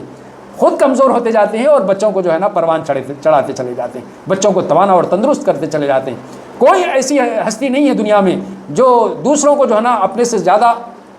توانا اور تندرست کرنے کی سوچتی ہو۔ ماں باپ یہ کرتے ہیں کہ جو ہے نا بچے اپنے سے زیادہ توانا اور تندرست ہیں اور زیادہ صلاحیتیں ان میں پیدا ہوں اور ان سے آگے چلے جائیں۔ ماں اور باپ میں یہ جذبات اللہ تبارک و تعالیٰ نے انسانوں کو عطا کر دی، اور اس لیے یہ توانا اور تندرست بن کر کے انسان اٹھ جاتا ہے۔ پھر تیسری حالت کا بھی اللہ تعالیٰ نے تذکرہ کر دیا جس کو انسان نہیں بھولنا چاہیے، کہ جب توانا اور تندرست ہوتا ہے تو فخر اور گھمنڈ نہ کرے، بلکہ دنیا میں دیکھے کہ اس کی طرح کے کتنے اور انسان تھے جو اس دنیا میں آئے اور جو ہے نا اللہ تبارک و تعالیٰ نے ان کو اتنا کمزور کر دیا، جیسے پیدائش کے وقت میں تھے اس سے زیادہ بھی ضعیف اور کمزور ہو جاتے ہیں۔ پیدائش کے وقت پھر بھی اس کو تھوڑی تھوڑی غذا دیتی جائے تو اس کا نظام ایسا ہوتا ہے، سسٹم، کہ وہ فلورش ہونے لگتا ہے، لیکن بڑھاپے کے وقت میں اس کو غذا دی بھی جائے تب بھی جو ہے نا یہ تندرست ہونے کے بجائے اور مزید کمزور ہوتا چلا جاتا ہے۔ تو اللہ تبارک و تعالیٰ نے تینوں مرحلوں کا تذکرہ کر دیا اور یہ بات ارشاد فرمائی کہ اس پر تمہیں غور و فکر کرنا چاہیے۔ اور وہ اللہ تبارک و تعالیٰ نے ایسی انسانوں کی ہستی پیدا کر دیا، ان کی پرورش کا انتظام کر دیا، وہ اور جو کچھ بھی پیدا نہیں کرتے دونوں ایک ساتھ کیسے ہو سکتے ہیں؟ اور اس قرآن میں اللہ تبارک و تعالیٰ نے بار بار سمجھایا ہے انسان کو، تاکہ انسان اپنی ساخت پر غور و فکر کرے، اپنی پیدائش پر غور و فکر کرے اور اپنے رب کی ذات کو پہچان کر اس کی عبادت کرے۔ سورہ لقمان کا آغاز ہوتا ہے، اس میں کل 34 آیات ہیں، 4 رکوع ہیں، مکی صورت ہے، مصحف کے اعتبار سے 31ویں صورت ہے اور تنزیل کے اعتبار سے 57 صورت ہے۔ رکوع 1 میں اللہ تعالیٰ نے ارشاد فرمایا، یہ قرآن ہدایت اور رحمت ہے نیکوکار لوگوں کے لیے، اور ہم نے لقمان کو حکمت عطا کی تھی۔ اور لقمان ایک نبی نہیں تھے، بلکہ لقمان ایک بہت ہی عقل مند شخص تھے، اور عرب کے معاشرے میں ان کی حکمت اور ان کے واقعات کا چرچا تھا۔ تو اللہ تبارک و تعالیٰ نے لقمان کی جو ہے نا اصل حقیقت بتائی کہ وہ کیسی شخصیت تھے اور ان کے کارنامے کیا تھے، ان کا اللہ تبارک و تعالیٰ نے تفصیلات بتائی۔ اللہ تعالیٰ نے ارشاد فرمایا کہ انسانوں میں سے کوئی، دوسرے رکوع میں ہے، یہ پہلے رکوع میں اللہ تبارک و تعالیٰ نے قرآن مجید کے تعلق سے یہ بات ارشاد فرمائی کہ انسانوں میں سے کوئی ایسا بھی ہے جو لہو الحدیث خرید کر کے لاتا ہے تاکہ لوگوں کو اللہ تبارک و تعالیٰ کے راستے سے روکے۔ یہ لہو الحدیث اللہ تبارک و تعالیٰ نے اس کلام کو، ان باتوں کو، ان پکچرز کو، ان ڈراموں کو، ان فلمز کو کہا ہے جو قرآن کے مقابلے میں قرآن سے لوگوں کو روکنے کے لیے پیش کی جائے، اللہ تبارک و تعالیٰ نے ان ساری چیزوں کو کہا ہے لہو الحدیث۔ اللہ کے رسول صلی اللہ علیہ وسلم قرآن مجید لوگوں کے سامنے پیش کر رہے تھے، اور مشرکین مکہ نے دیکھا کہ نوجوان جو ہے نا قرآن مجید کی طرف زیادہ توجہ دے رہے ہیں، نوجوان لپکتے چلے جا رہے ہیں قرآن مجید کی طرف، تو ان کو اندیشہ پیدا ہوا کہ ہماری نسلیں جو ہے نا اللہ کے رسول صلی اللہ علیہ وسلم کی طرف مائل ہو رہی ہیں، ان کو اس سے کس طرح سے بچایا جائے، کس طرح سے دور رکھا جائے قرآن سے۔ تو دور رکھنے کے لیے ایک نضر بن حارث نام کا ایک شخص تھا، اس نے جو ہے نا جا کر کے ایران سے اور روم سے جا کر کے جو ہے نا وہاں سے قصے کہانیوں کی کتابیں لے کر کے آ کر کے اب راتوں میں مکہ میں یہ لوگ کیا کرتے، ڈرامے اور ناٹک وغیرہ کے محفلیں جماتے، اور جمع کر کے سارے مکہ کے لوگوں کو جمع کر کے ان کا دھیان پورا، ان کا وقت پورا جو ہے نا وہ ڈراموں میں اور ناٹک میں لگا دیتے، تاکہ جو ہے نا اللہ کے رسول کا کلام قرآن مجید نہ سنیں، اللہ کے رسول کے پاس نہ جائیں۔ اللہ تبارک و تعالیٰ نے اسی طرف یہ بات ارشاد فرمائی کہ لوگوں میں سے کوئی ایسا بھی ہے جو لہو الحدیث خرید کر کے لاتا ہے تاکہ لوگوں کو اللہ کے راستے سے روکے اور اللہ تبارک و تعالیٰ کی دعوت کو مذاق میں اڑا دیا جائے۔ ایسے لوگوں کے لیے اللہ تبارک و تعالیٰ نے کہا ہے کہ سخت ذلیل اور رسوا کن عذاب اللہ تبارک و تعالیٰ مہیا کر کے رکھا ہے، جو قرآن مجید کے مقابلے میں کوئی اور چیزیں پیش کرتے ہیں اور لوگوں کو اس طرف مائل کرتے ہیں۔ اب یہ کوئی بھی ہو سکتی، مذہب کے نام پہ بھی اگر کوئی بول رہا، قرآن مجید کے علاوہ کسی اور کتاب کی جانب لوگوں کی کشش، لوگوں کو کھینچ رہا اور قرآن مجید سے زیادہ پیش کر رہا، یا پھر وہ جو عصر حاضر کے جتنے آئٹمس ہیں ساری چیزیں یہ قرآن مجید کے مقابلے میں پیش کی جاتی ہیں، تو اللہ تبارک و تعالیٰ نے انہیں متنبع کیا ہے، انہیں وعید سنائی ہے کہ ذلیل ترین رسوا کرنے والے عذاب میں اللہ تعالیٰ ایسے لوگوں کو مبتلا کر دے گا۔ اللہ نے پیدا کیا آسمانوں کو بغیر ستونوں کے اور زمین میں پہاڑ جما دیے تاکہ وہ تمہیں لے کر کے ڈھلک نہ جائے، اور اللہ تبارک و تعالیٰ نے ہر طرح کے جانور زمین میں جمع کر دیے، اور اللہ تبارک و تعالیٰ نے جانور پیدا کیے، پانی برسایا، اور زمین میں قسم قسم کی عمدہ نباتات اللہ تبارک و تعالیٰ نے پیدا کی۔ یہ بار بار اللہ تبارک و تعالیٰ نے انسان جن چیزوں سے اس کا واسطہ پڑتا ہے، روزانہ صبح نکلتے سب سے پہلی چیز کیا دیکھتا؟ زمین کو دیکھتا، آسمان کو دیکھتا، زمین کو دیکھتا، آسمان کو دیکھتا۔ روز اللہ تبارک و تعالیٰ زمین آسمان کا بار بار تذکرہ کر رہے ہیں، اس لیے کر رہے ہیں کہ جو ہے نا زمین کو دیکھتا، آسمان کو دیکھتا، لیکن عقل کو استعمال نہیں کرتا۔ عقل کو استعمال کرنے کے واسطے اللہ تبارک و تعالیٰ بول رہے ہیں آسمان کو دیکھو، زمین کو دیکھو، رات میں دیکھو، دن میں دیکھو، زمین کو دیکھو، آسمان کو دیکھو۔ اللہ تبارک و تعالیٰ نے کیسے جو ہے نا بہترین مخلوقات کو تمہارے لیے پیدا کر دیا ہے۔ اس کے بعد اسی زمین میں اور اسی آسمان میں اللہ تبارک و تعالیٰ نے اور کتنے سارے انتظامات کر دیے۔ پانی کا انتظام تم دیکھو، اللہ تبارک و تعالیٰ بار بار بول رہا ہم کس طرح سے بارش کو برساتے ہیں۔ ہم یہ واٹر سائیکل کا وہ پڑھتے ہیں نا اپنے اسکولس میں، کیسا اللہ تبارک و تعالیٰ نے انتظام کیا۔ اور یہ انتظام کرنے کے لیے اگر انسان کوشش کرے، اور کوشش کر رہا آج انسان، یہ بادل سے پانی برستا، اور اللہ تبارک و تعالیٰ نے سمندروں سے پانی کو اٹھا کر آسمان پہ ٹنوں اور منوں اتنا ذخیرہ اللہ تبارک و تعالیٰ ہوا کے دوش پہ چلاتا۔ کوئی قوت نہیں ہے آج اتنے زبردست ذخائر کو سمندر سے اٹھا کر کے جو ہے نا آسمان میں سنبھال کر کے رکھ سکیں۔ یہ اللہ تبارک و تعالیٰ کی حکمت ہے، اللہ تعالیٰ کی خلاقی ہے کہ اللہ تبارک و تعالیٰ بے شمار پانی کا ذخیرہ جو ہے نا آسمانوں میں ہوا میں رکھتا، اور پھر اس کو برسانے کا انتظام دیکھتے ہیں تو اللہ تبارک و تعالیٰ جہاں چاہتے ہیں وہاں لے جا کر کے اس کو ساری زمین میں بکھیر کے برسا دیتے ہیں، تاکہ سارے انسانوں کو اور سارے جانداروں کو اور سارے نباتات کے لیے اس کا پانی کا انتظام ہو سکے۔ پھر اللہ تبارک و تعالیٰ جہاں پانی نہیں برستا اس کے لیے انتظام کر دیتے۔ ہم سمجھتے ہیں کہ جو ہے نا صرف اللہ تبارک و تعالیٰ بارش میں پانی برساتے، بارش میں انتظام کرتے، لیکن اللہ تعالیٰ کا انتظام ایسا ہے کہ بارش کو برساتا ہے تو زمین میں ٹھہرنے کے لیے اللہ تبارک و تعالیٰ جذب کر دیتا ہے، اور جو واٹر لیول زمین کے اندر ہے اس کو اللہ تبارک و تعالیٰ یہ برسات میں اوپر کر دیتا ہے۔ اور ایک سال اگر پانی نہیں برسی ہے آسمان سے تو واٹر لیول جو ہے وہاں سے اور اندر چلے جائے، اور انسان کتنا ہی بور کرتا رہے جو ہے نا اس کو پانی نہیں ملے، لیکن اللہ تعالیٰ ہر سال انتظام کر دیتا ہے تاکہ یہ واٹر لیول مینٹین رہے، گراؤنڈ واٹر لیول۔ اور اس کے بعد دوسرا انتظام کرتا ہے اللہ تعالیٰ، جہاں پر یہ انسان جو ہے نا یہ زمین سے پانی ڈگ نہیں کر سکتا، اللہ تبارک و تعالیٰ وہاں پہ دریا رواں کر دیتا ہے۔ پانی کہیں اور ایک جگہ پڑتا ہے، اللہ تبارک و تعالیٰ اس کو بہا کر کے دریا میں جمع کر کے جو ہے نا زمین کے مختلف خطوں میں اللہ تبارک و تعالیٰ انتظام کر دیتا ہے، بغیر کسی خرچے کے، فری آف کاسٹ اللہ تبارک و تعالیٰ زمین کے خطوں میں پانی کو پھیلا دیتا۔ نیچے انتظام کر دیا، زمین کے اوپر انتظام کر دیا۔ اب ایک اور انتظام ہے ہم لوگ کرتے ہیں نا، اوور ہیڈ کا انتظام کرتے ہیں، اوور ہیڈ ٹینکس کا۔ اللہ تبارک و تعالیٰ نے ہم یہ چھوٹے چھوٹے انتظام کرتے ہیں. بڑے بڑے اوور ہیڈ ٹینکس اللہ تبارک و تعالیٰ نے پہاڑوں پر لگا دیے, اور جب سمر کا زمانہ آتا, گرمی کا زمانہ آتا, تو دھوپ کی وجہ سے وہ بادلوں کا وہ جو برف اللہ تبارک و تعالیٰ نے جمع کر کے رکھا ہے, اوور ہیڈ ٹینک کا ذخیرہ, گرمی کے زمانے میں بارش نہیں ہو رہی ہے, دریا سوکھ رہے ہیں, تو اللہ تبارک و تعالیٰ کا اور انتظام کرتا, اوور ہیڈ سے پانی جاری کر دیتا. گرمی کی وجہ سے وہ برف پگھل کر کے پانی پھر دریا میں جاری ہو جاتا. اس طرح سے اللہ تعالیٰ نے انتظام کیا. ہم سوچتے نہیں, سمجھتے نہیں. پانی کا گلاس ہے, غٹاغٹ پی لیتے, اللہ کا شکر ادا نہیں کرتے اللہ کیسے انتظام کر رہا ہے. تو اللہ تبارک و تعالیٰ نے اس لیے بار بار ان ساری چیزوں کا انتظام یہ بات ارشاد فرمائی کہ ہم نے سارا انتظام فرمایا. یہ سب اللہ کی تخلیق ہے. اب مجھے دکھاؤ دوسروں نے بھی کچھ پیدا کیا ہے. دوسرے کوشش کر رہے ہیں, جا کے کلاؤڈ سیڈنگ کر رہے ہیں, لیکن ناکام ہیں. دوسرے کوشش کر رہے ہیں کہ جو ہے نا واٹر لیول کو بڑھائیں. اللہ کی برسات کی وجہ سے ہی بڑھتا, دوسرا کوئی اور انتظام نہیں ہو سکتا. دوسرے کوشش کر رہے ہیں کہ اوور ہیڈ ٹینکس بڑے بڑے بنا کر کے اس سے سپلائی کر سکیں, لیکن پیسہ لے کے دیتے ہیں,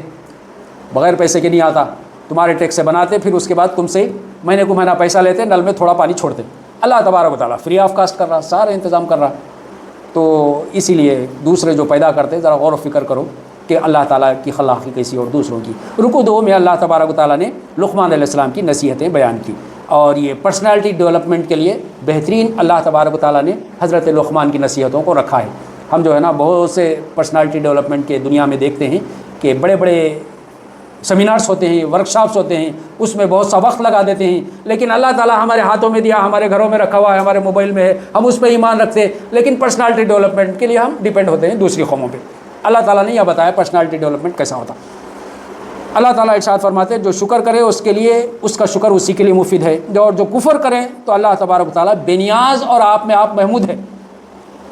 یہ جملہ غور کے قابل ہے. اللہ تعالیٰ نے ارشاد فرمایا شکر کریں, یعنی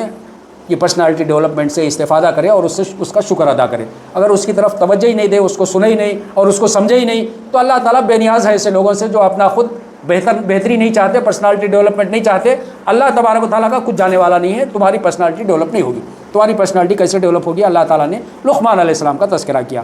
لقمان علیہ السلام نے بیٹے کو نصیحت کی کہ بیٹا شرک مت کر, شرک نہیں کرنا, اللہ تعالیٰ کے ساتھ دوسرے معبودوں کو شریک نہیں کرنا. سب سے پہلی پرسنالٹی ڈیولپمنٹ کے لیے لازمی بنیادی چیز ہے. ہم سمجھتے ہیں یہ صرف مسلمان ہونے کے لیے ضرورت ہے, مومن ہونے کے لیے ضرورت ہے. مومن مسلمان ہونے کے ساتھ میں اگر پرسنالٹی ڈیولپمنٹ میں چاہیے تو پھر دوسرے معبودان باطل کو اللہ کی ذات میں شریک نہیں کرنا ہے. دوسری چیز لقمان نے بیٹے کو نصیحت کی کہ بیٹا تو اپنے والدین کا حق ادا کر. اور اللہ تعالیٰ نے تفصیل سے یہ بات ارشاد فرمائی کہ کیسے والدین نے جو ہے نا پال پوس کر کے بڑا کیا, اور والدہ نے ذوف پر ذوف, تکلیف پر تکلیف اٹھا کر کے جو ہے نا بیٹے کو جنم دیا, بچوں کو جنم دیا, اور اس کے بعد جو ہے نا 2 سال تک دودھ پلاتی رہی. تو والدہ کی طرف اللہ تبارک و تعالیٰ نے زیادہ توجہ دلائی کہ والدہ کا حق زیادہ ہے. اللہ کے رسول صلی اللہ علیہ وسلم سے بھی ایک صحابی رسول نے جب دریافت کیا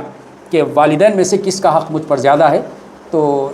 ایک مرتبہ سوال کیا تو اللہ کے رسول نے کہا کہ والدہ کا. پھر ان کے بعد کس کا, تو اللہ کے رسول نے کہا والدہ کا. پھر ان کے بعد کس کا, تو اللہ کے رسول نے کہا والدہ کا. چوتھی مرتبہ سوال کیا تو کہا کہ اس کے بعد والد کا. تو یہاں پر علماء کرام بیان کرتے ہیں کہ والدہ کا حق اخلاقی طور پر زیادہ ہے, اخلاقی طور پر والدہ کا حق زیادہ ہے, اور قانونی طور پر والد کا حق زیادہ ہے. اللہ کے رسول نے اسی لیے یہ بات ارشاد فرمائی کہ ایک مرتبہ ایک صحابی رسول کے تعلق سے کہ والد کا حق میری دولت میں کیا ہے, تو اللہ کے رسول نے ارشاد فرمایا تو اور تیرا مال سب کا سب تیرے والد کا ہے. قانونی طور پر والد کا حق بچوں پر زیادہ ہے, اور اخلاقی طور پر والدہ کا حق زیادہ ہے. تو لقمان علیہ السلام نے دوسری بات یہ ارشاد فرمائی کہ والدین کے ساتھ حسن سلوک کیا جائے. اور پھر وہی بات سورہ عنکبوت میں جو آئی تھی کہ اگر شرک کرنے کے لیے کہیں تو پھر وہ نہیں کرنا ہے, اس میں بھی وہ بات اللہ تعالیٰ نے دہرائی. پھر تیسرا نصیحت یہ کی کہ بیٹا کوئی چیز رائی کے دانے کے برابر بھی آسمان میں ہو یا زمین میں ہو, اللہ تبارک و تعالیٰ اس کو نکال کر کے لے آئے گا. تو یہاں پر اللہ تبارک و تعالیٰ کی جو نگرانی ہے, لقمان علیہ السلام نے کہا کہ تم لوگوں سے مت ڈرو, لوگوں کی نگرانیوں سے مت ڈرو, بلکہ اللہ کی نگرانی سے ڈرو, تو اللہ کی عبادت تم صحیح کر سکو گے. بیٹا جو کچھ بھی عمل ہے, صرف تمہارا عمل ہی نہیں بلکہ زمین کے کسی خطے میں رائی کے دانے کے برابر بھی اگر کوئی چیز ہے تو اللہ تبارک و تعالیٰ کے سامنے وہ حاضر ہو جائے گی اور اللہ تعالیٰ نکال کر کے لائے گا۔ بیٹا نماز قائم کرو، نماز قائم کرنا ضروری ہے۔ لقمان علیہ السلام نے بھی، پچھلے لوگوں نے بھی یہ نصیحت اپنی قوموں میں کی ہے بچوں کو، اور یہی نصیحت قرآن مجید کرتا ہے۔ حضرت لقمان کی نصیحتیں اللہ تبارک و تعالیٰ نے بیان کی، نماز قائم کر اور بیٹا نیکی کا حکم دے۔ صرف نماز قائم کر کے خود نیکی کر لیے ختم نہیں، چاپٹر کلوز نہیں ہوتا، بلکہ اس کے بعد دوسروں کو بھی حکم دینا ہے نیکی کا۔ حکم کا مطلب یہ ہے کہ اپنے ماتحت جتنے لوگ ہیں اس کو حکم، یعنی اپنے چھوٹے بھائی وغیرہ ہیں یا اپنے ساتھ کے دوست وغیرہ ہیں ان کو حکم، اور جو بڑے ہیں ان کو مشورہ۔ جیسا انبیاء اکرام کا ہمارے سامنے دعوت آئی کہ کس طرح سے وہ دعوت کا کام کیا کرتے تھے، اپنے بڑوں کے سامنے بھی بات رکھتے تھے، چھوٹوں کے سامنے بھی رکھتے تھے۔ تو چھوٹوں کے لیے تو ضروری ہے کہ نیکی کا حکم کریں اور برائی سے منع کر، لوگوں کو برائی، خود رک کر کے نہیں رہ جانا ہے، صرف لوگوں کو بھی برائی سے منع کر۔ اور اس کی اگلی نصیحت کرتے ہیں، جو مصیبت بھی پڑے اس پر صبر کر۔ مصیبت اگر آ گئی تو اس پر فغا نہ کر، اس پر جو ہے نا تلملا نہ جا، بلکہ اس پر اللہ تبارک و تعالیٰ کی خاطر صبر کر، اور لوگوں سے منہ پھیر کر کے بات نہ کر، لوگوں کے ساتھ اچھے رویہ، اچھے اخلاق سے پیش آ۔ اخلاق کی بھی تعلیم دی گئی کہ لوگوں کے ساتھ کس طرح سے بات کرنا چاہیے۔ چنانچہ پریزنٹیشن بولتے ہیں نا آپ اپنے پرسنالٹی ڈیولپمنٹ میں، اسکلس میں، کہ لوگوں کے سامنے کیسا پریزنٹ کریں، لوگوں کے ساتھ کیسے رہیں، بات کیسے کریں۔ یہاں پر لقمان نے برسوں پہلے جو ہے نا نصیحت کر دی اپنے بیٹے کو کہ لوگوں کے ساتھ منہ پھیر کر کے بات نہیں کریں، اچھے انداز میں ان سے بات چیت کیا کریں۔ پھر اس کے بعد نصیحت کی کہ زمین میں اگڑ کر نہ چل، یعنی تکبر نہ کر، گھمنڈ نہ کر، بلکہ زمین میں اعتدال کے چال کے ساتھ چل۔ اس کا اکڑ کر نہ چل کا مطلب یہ بھی نہیں ہے کہ بالکل جھک کر کے چل رہے، ایسا بھی نہیں ہے۔ میانہ روی کے ساتھ، اعتدال کے ساتھ جو ہے نا زمین میں چلا کریں، اور اسی کی تعلیم صحابہ کرام کی سیرتوں سے بھی ہمیں ملتی ہے۔ اور آخری چیز جس کا تذکرہ کیا گیا وہ اپنی آواز پست رکھ، اور سب سے بری آواز گدھوں کی آواز ہوتی۔ گدھا ایک دم آواز شروع کرتا تو دیکھتے نا ہم کیسا چلاتا، کوئی اور جاندار آواز کرتے ہیں تو اس پر جو ہے نا ایک دم انسان اتنا چوکنا نہیں ہوتا جتنا ایک گدھے کی آواز نکلتی، تو وہ شروع سے آواز نکلتی تو ایک بڑی چیخ مار کے جو ہے نا آواز نکلتی۔ تو حضرت لقمان نے کہا کہ اپنی آواز کو پست رکھیں، یعنی جتنی ضرورت ہے اس ضرورت کے مطابق آواز کو جہاں پر ضرورت ہے وہاں پر استعمال کیا جائے۔ رکوع 3 میں اللہ تعالیٰ نے ارشاد فرمایا، جب ان سے اللہ کی پیروی کرنے کے لیے کہا جاتا ہے تو کہتے ہیں ہم تو اسی چیز کی پیروی کریں گے جس پر ہم نے اپنے باپ دادا کو پایا ہے۔ اور جب یہ ساری نصیحتیں پیش کر کے کہا جاتا ہے کہ نصیحتیں قرآن مجید میں تمہارے سامنے ہدایت پیش کی جا رہی ہیں، اس کی پیروی کرو، تو لوگ کہتے ہیں کہ ہم تو باپ دادا ہی کی پیروی کریں گے۔ ہم تو جو ٹرائبل سسٹم رہتا ہے اس میں یہ بہت زیادہ رہتا ہے، یہ چیز جو آدیواسی وغیرہ لوگ رہتے ہیں اس میں بہت زیادہ رہتا ہے کہ جیسا باپ کیا تھا، جو کیا تھا ویسے کرتے بچے بھی، جیسے ان کے آبا و اجداد کرتے تھے وہ پتھر کی لکیر بن کر کے اسی کو فالو کرتے ہیں۔ اور ہمارے پاس ہم یعنی جو اپنے آپ کو بہت تہذیب یافتہ لوگ سمجھتے ہیں، ان کی منافقت دیکھیے۔ جب دین کے بارے میں کہا جاتا ہے اور یہ باتیں پیش کی جاتی ہیں، آبا و اجداد نے تمہارے ابراہیم علیہ السلام کا، نوح علیہ السلام کا، موسیٰ علیہ السلام کا یہ دین تھا، وہ دین کو اپناؤ، تو وہ کہتے ہیں کہ جو ہے نا نہیں، ان کے باپ دادا جو تھے ہم ان کو اپنائیں گے، ان کو فالو کریں گے۔ لیکن جب دنیا کی بات آتی تو اس وقت میں باپ دادا کو نہیں اپناتے، نئی چیزیں ہونا اور نیا جو ہے نا ترقی ہونا، تہذیب اور تمدن کی ترقی ہونا، اور باپ دادا کو فالو نہیں کرتے۔ تو یہاں پر اللہ تعالیٰ نے یہ بات ارشاد فرمائی، جو باتیں تمہارے سامنے رکھی جا رہی ہیں اس کی پیروی کرو، ہدایت کی پیروی کرو۔ اور اللہ تبارک و تعالیٰ نے یہ بھی بات ارشاد فرمائی کہ باپ دادا اگر عقل نہ رکھتے ہوں تب بھی تم انہی کے پیچھے چلو گے، انہی کو فالو کرو گے۔ اور جو شخص اپنے آپ کو اللہ کے حوالے کر دے اور وہ نیک عمل کرے تو اللہ تبارک و تعالیٰ نے یہ بات ارشاد فرمائی ہے کہ فی الواقع اس نے بھروسے کے قابل ایک وکیل اپنا بنا لیا ہے اور سہارا اس نے تھام لیا ہے۔ اس کے مقابلے میں کل سورہ عنکبوت کے آخری رکوع میں جو بات آئی تھی کہ اللہ کو علاوہ چھوڑ کر کے کسی اور ہستی کو اپناتے ہیں تو ان کی مثال ایسی ہے جیسا مکڑی کا گھر ہے جو ایک دم کمزور ہوتا ہے۔ اللہ تعالیٰ نے اس کے مقابلے میں یہاں یہ بات ارشاد فرمائی کہ اللہ تبارک و تعالیٰ کو تھام لیتے ہیں، اللہ تعالیٰ کے حوالے اپنے آپ کو کر دیتے ہیں تو ایک مضبوط سہارا وہ تھام لیتے ہیں۔ اور جو کفر کرتے ہیں ہم تھوڑی مدت انہیں دنیا میں مزہ کرنے کے لیے چھوڑ دیں گے اور پھر اس کے بعد ہم سرکشی میں ان کو پکڑ لیں گے۔ تم سارے انسانوں کو پیدا کرنا اور دوبارہ ان کو جلا اٹھانا، دوبارہ پیدا کرنا، یہ اللہ تبارک و تعالیٰ کے لیے آسان ترین چیز ہے۔ جیسے ایک انسان کو پیدا کر دینا اتنا ہی سارے انسانوں کو پھر سے پیدا کر دینا، کہ کوئی بڑی چیز نہیں ہے اللہ تبارک و تعالیٰ کے لیے کہ سارے انسانوں کو پیدا کر دینا۔ اسی لیے اس سے پہلے جو بات آئی کہ ایک ہی سور پھونکیں گے اللہ تبارک و تعالیٰ اور سارے انسان اٹھ کر کے حشر کے میدان کی جانب رواں دواں ہو جائیں گے۔ رکوع 4 میں اللہ تعالیٰ نے ارشاد فرمایا، لوگوں بچو اپنے رب کے غضب سے اور ڈرو اس دن سے جب کوئی باپ اپنے بیٹے کے کسی کام نہیں آئے گا اور کوئی بیٹا اپنے باپ کے کسی کام نہیں آئے گا اور کسی کا بدلہ کوئی نہیں دے گا۔ وہاں پر افراتفری کا عالم ہوگا، نفسا نفسی کا عالم ہوگا اور ہر ایک اپنی فکر کرے گا، دوسرے کی کوئی فکر نہیں کرے گا، نہ دوسرے کی مدد کرے گا، نہ دوسرا اس سے مدد مانگنے کا کوئی وہاں پر چارے کار ہوگا، اور مانگے بھی تب بھی جو ہے نا کوئی کسی کی مدد نہیں کرے گا۔ یہ رشتے ناطے سب دنیا تک، اور حشر کے میدان میں یہ رشتے ناطے کسی کے کچھ کام آنے والے نہیں ہیں، اور ہر ایک کو اپنے عمل کے مطابق اللہ تبارک و تعالیٰ جزا اور سزا دے گا۔ 5 ایسی چیزیں ہیں جس کا علم اللہ تبارک و تعالیٰ کے علاوہ کسی کو نہیں۔ اللہ تعالیٰ نے یہ باتیں ارشاد فرما دی قرآن مجید کے سورہ لقمان کے آخری رکوع میں۔ 5 ایسی باتیں ہیں جو اللہ کے علاوہ کسی کو علم نہیں ہے، اور آپ کتنا ہی جو ہے نا وہ بڑی سے بڑی ہستی آپ مانتے ہوں، اس کے پاس اس کا علم نہیں ہے۔ اس میں سے پہلی چیز یہ ہے کہ قیامت کی گھڑی کب آئے گی کسی کو اس کا علم نہیں۔ اللہ کے رسول کے پاس آ کر کے مشرکین پوچھا کرتے تھے، تو تم جس چیز کا وعدہ کرتے ہو قیامت کی گھڑی کا، وہ کب آنے والی ہے؟ اللہ تعالیٰ نے قرآن مجید میں نازل کر دیا کہ خدا کے سوا کسی کو معلوم نہیں کہ قیامت کی گھڑی قیامت کب قائم ہونے والی ہے۔ دوسرے یہ کہ